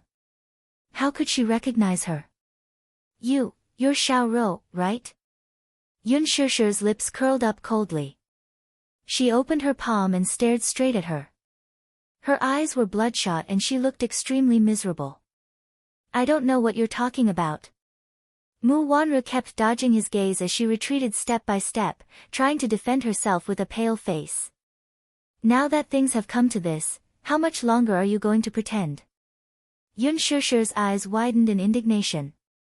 Tears welled up in her eyes as her voice trembled. That jade pendant. Return that jade pendant to me. That's the last thing my mother left me. Please give it back to me. I don't know what you're talking about. Mu Wanru was forced into a corner by her. She let out a hysterical shriek as her face turned pale and blood drained from her face. Alan nervously held onto Mu Wanru's shoulder and looked at Yun Shishir, who was walking towards her, with vigilance in her eyes. What are you doing? Are you crazy? Yun Shishir bit her lips hard. She clenched her fists tightly, and tears flowed uncontrollably from her eyes. Those dark memories broke out of the cocoon and lingered in her mind, unable to be dispersed. The torment and bits of her time in the orphanage were like red-hot iron, leaving an indelible memory in her heart. Chapter 501. Screaming at the top of her lungs had almost exhausted all of her strength. Yun Shishir staggered towards her, but her eyes were fixed on her. It's time to return it to me. Give me back what you have taken from me. That jade pendant, can you return it to me? Mu Wanru. Ah. Shut up. Stop talking. Mu Wanru was on the verge of breaking down as she covered her ears. What nonsense are you spouting? I didn't steal anything from you. I didn't. You're slandering me. I'm not a thief, you're the thief. Stop talking, stop talking. You shut up. Otherwise, I'll tear your mouth apart. After shouting agitatedly, Mu Wanru's body swayed, and her eyelids twitched violently a few times. Her legs went soft, and she fainted in Alan's arms. Alan turned pale with fright. He hugged her and called out a few times in a panic, "Wanru? What's wrong with you?" Seeing that she had fainted, Alan's heart ached. He carried her horizontally, raised his head abruptly, and fiercely glared at Yunshirshir. "Are you satisfied now? Are you satisfied now? Vicious woman, are you going to force her to death before you stop?" After saying that, he carried Mu Wanru and strode out of the door. Yunshirshir stood rooted to the ground in a daze. She laughed mockingly, but her heart could not stop chilling. Was she satisfied? Was she a vicious woman? How could this man be so ridiculous? How could this world be so ridiculous? Was Mu Wanru the victim? Was she a vicious woman? Mu Wanru was the thief. She stole the last thing her mother left for her, and even made her suffer thousands of curses, countless cold eyes, ridicule, and abuse. In the end, she was accused of being vicious. Didn't she think it was too ridiculous? Did Mu Yaja know? Does he know about this? Wasn't Mu Wanru recognized by the Mu Jia because of that jade pendant? Then, did he know that the real owner of this jade pendant was her? Was Mu Wanru pregnant? Her morning sickness was so obvious just now. She must be pregnant. Yes. Was it his child? It should be his child. Who else could it be? Mu Wanru was his fiancé, so what did he mean by those words he said to her earlier? Those words about announcing their relationship to the world were a joke to her, weren't they? Was she really that gullible? Did she really believe a simple promise? Did she really think that he would promise her the whole world? But in the end? But his fiancée was pregnant. Wasn't Mu Wanru unable to get pregnant? Then what was this? The intense argument attracted the attendants to inquire about the situation. Yunshirshir lost her balance and fell to the ground. Her trembling hands slowly covered her pale face. Her eyes were empty and hopeless. Qin Zhou heard the news and rushed over. Seeing her lying on the ground, he was shocked and immediately went forward. "Shirshir, what's wrong?" Yunshirshir's eyes were wide open and her voice trembled. "Qin Zhou. I'm not a thief, do you believe me?" Qin Zhou was confused by her sudden question. Not knowing the cause and effect, he laughed dryly and said blankly, "Shirshir, what are you talking about? How can you be a thief? I'm not a thief." Chapter 502. "But, they're all saying that I'm the thief." Yunshirshir covered her eyes and burst into tears. It was as if she had returned to the orphanage more than 10 years ago. She was surrounded by those children and listened to those cold fingers pointing at her. The memories that she had suppressed for more than 10 years suddenly broke through the cage. Those piercing voices of doubt, those malicious speculations, and those sinister accusations all lingered around her ears. Those vicious punches, kicks, and curses echoed over and over again. It was like a saw cutting back and forth in her heart, tormenting her over and over again. The noise in her ears caused her to break down. Yunshirshir covered her ears hard as if she was about to suffocate. She cried out loudly, "I'm not a thief. I'm really not a thief. Mu Wanru is the thief. She's the thief. She stole my things. That's my things." Qin Zhou raised his head and looked around, only to see that the waiters around him were also embarrassed. The polite smiles on their faces gradually became stiff, and they looked at each other. When they saw Qin Zhou's puzzled look, they all shook their heads. They had just arrived and didn't know what had happened. When she heard the commotion and rushed over, she was already in a daze and talking to herself like a puppet. Qin Zhou lowered his head again and looked at Yunshirshir. Her eyes were tightly shut and her body couldn't stop trembling because of immense fear. She knelt on the ground and carefully curled up into a ball. Her shoulders couldn't stop shaking. Her helpless and desperate look made Qin Zhou's heart ache. He didn't know what had happened, but seeing her frightened and flustered look, he couldn't care less about arousing suspicion. He reached out his hands and hugged her shoulders, pulling her into his embrace. Gently placing his palm on her head, he stroked her hair over and over again. Lowering his head, he comforted her gently, Sure, I believe you. Don't be afraid, I'm here. Yun Shir clenched her teeth tightly. The auditory hallucinations in her ears almost destroyed her consciousness. After so many years, the mocking, insults, and accusations suddenly erupted as her memories awakened, tormenting her endlessly. Back then, if only one person had stood up, believed in her, and protected her, things wouldn't have turned out this way. She desperately wanted to forget those nightmarish scenes, but now that the memories were out of the cage, the grievances and panic that she had suppressed for many years once again collapsed like a mountain. Qin Zhou saw that she was unable to recover from the setback. He gritted his teeth and helped her up, but her legs were weak. He had no choice but to carry her. Qin Zhou drove back to his apartment with Yun Shir instead of going back to the company. After carrying her into the apartment, Qin Zhou carried her to the bed and covered her with a blanket. Yun Shir lowered her head and burrowed under the blanket. Her body curled up into a ball and she hugged herself tightly like a person who had no sense of security and was extremely helpless to protect herself. Qin Zhou sighed, but there was nothing else he could do. He kept asking her questions along the way, but she kept curled up in the corner of the back seat with her head lowered. She didn't seem to hear a single one of his questions, and she didn't give him an answer. He had never seen a person lose control to such an extent. Chapter 503. Sure, no matter what, why don't you take a break first? If you don't want to talk about it, I won't ask. But as long as you're willing to talk, I'll be your most loyal listener. Yun Shir buried her face deep in her palms. Under Qin Zhou's comforting words, the sharp and hysterical accusations slowly receded like a tide.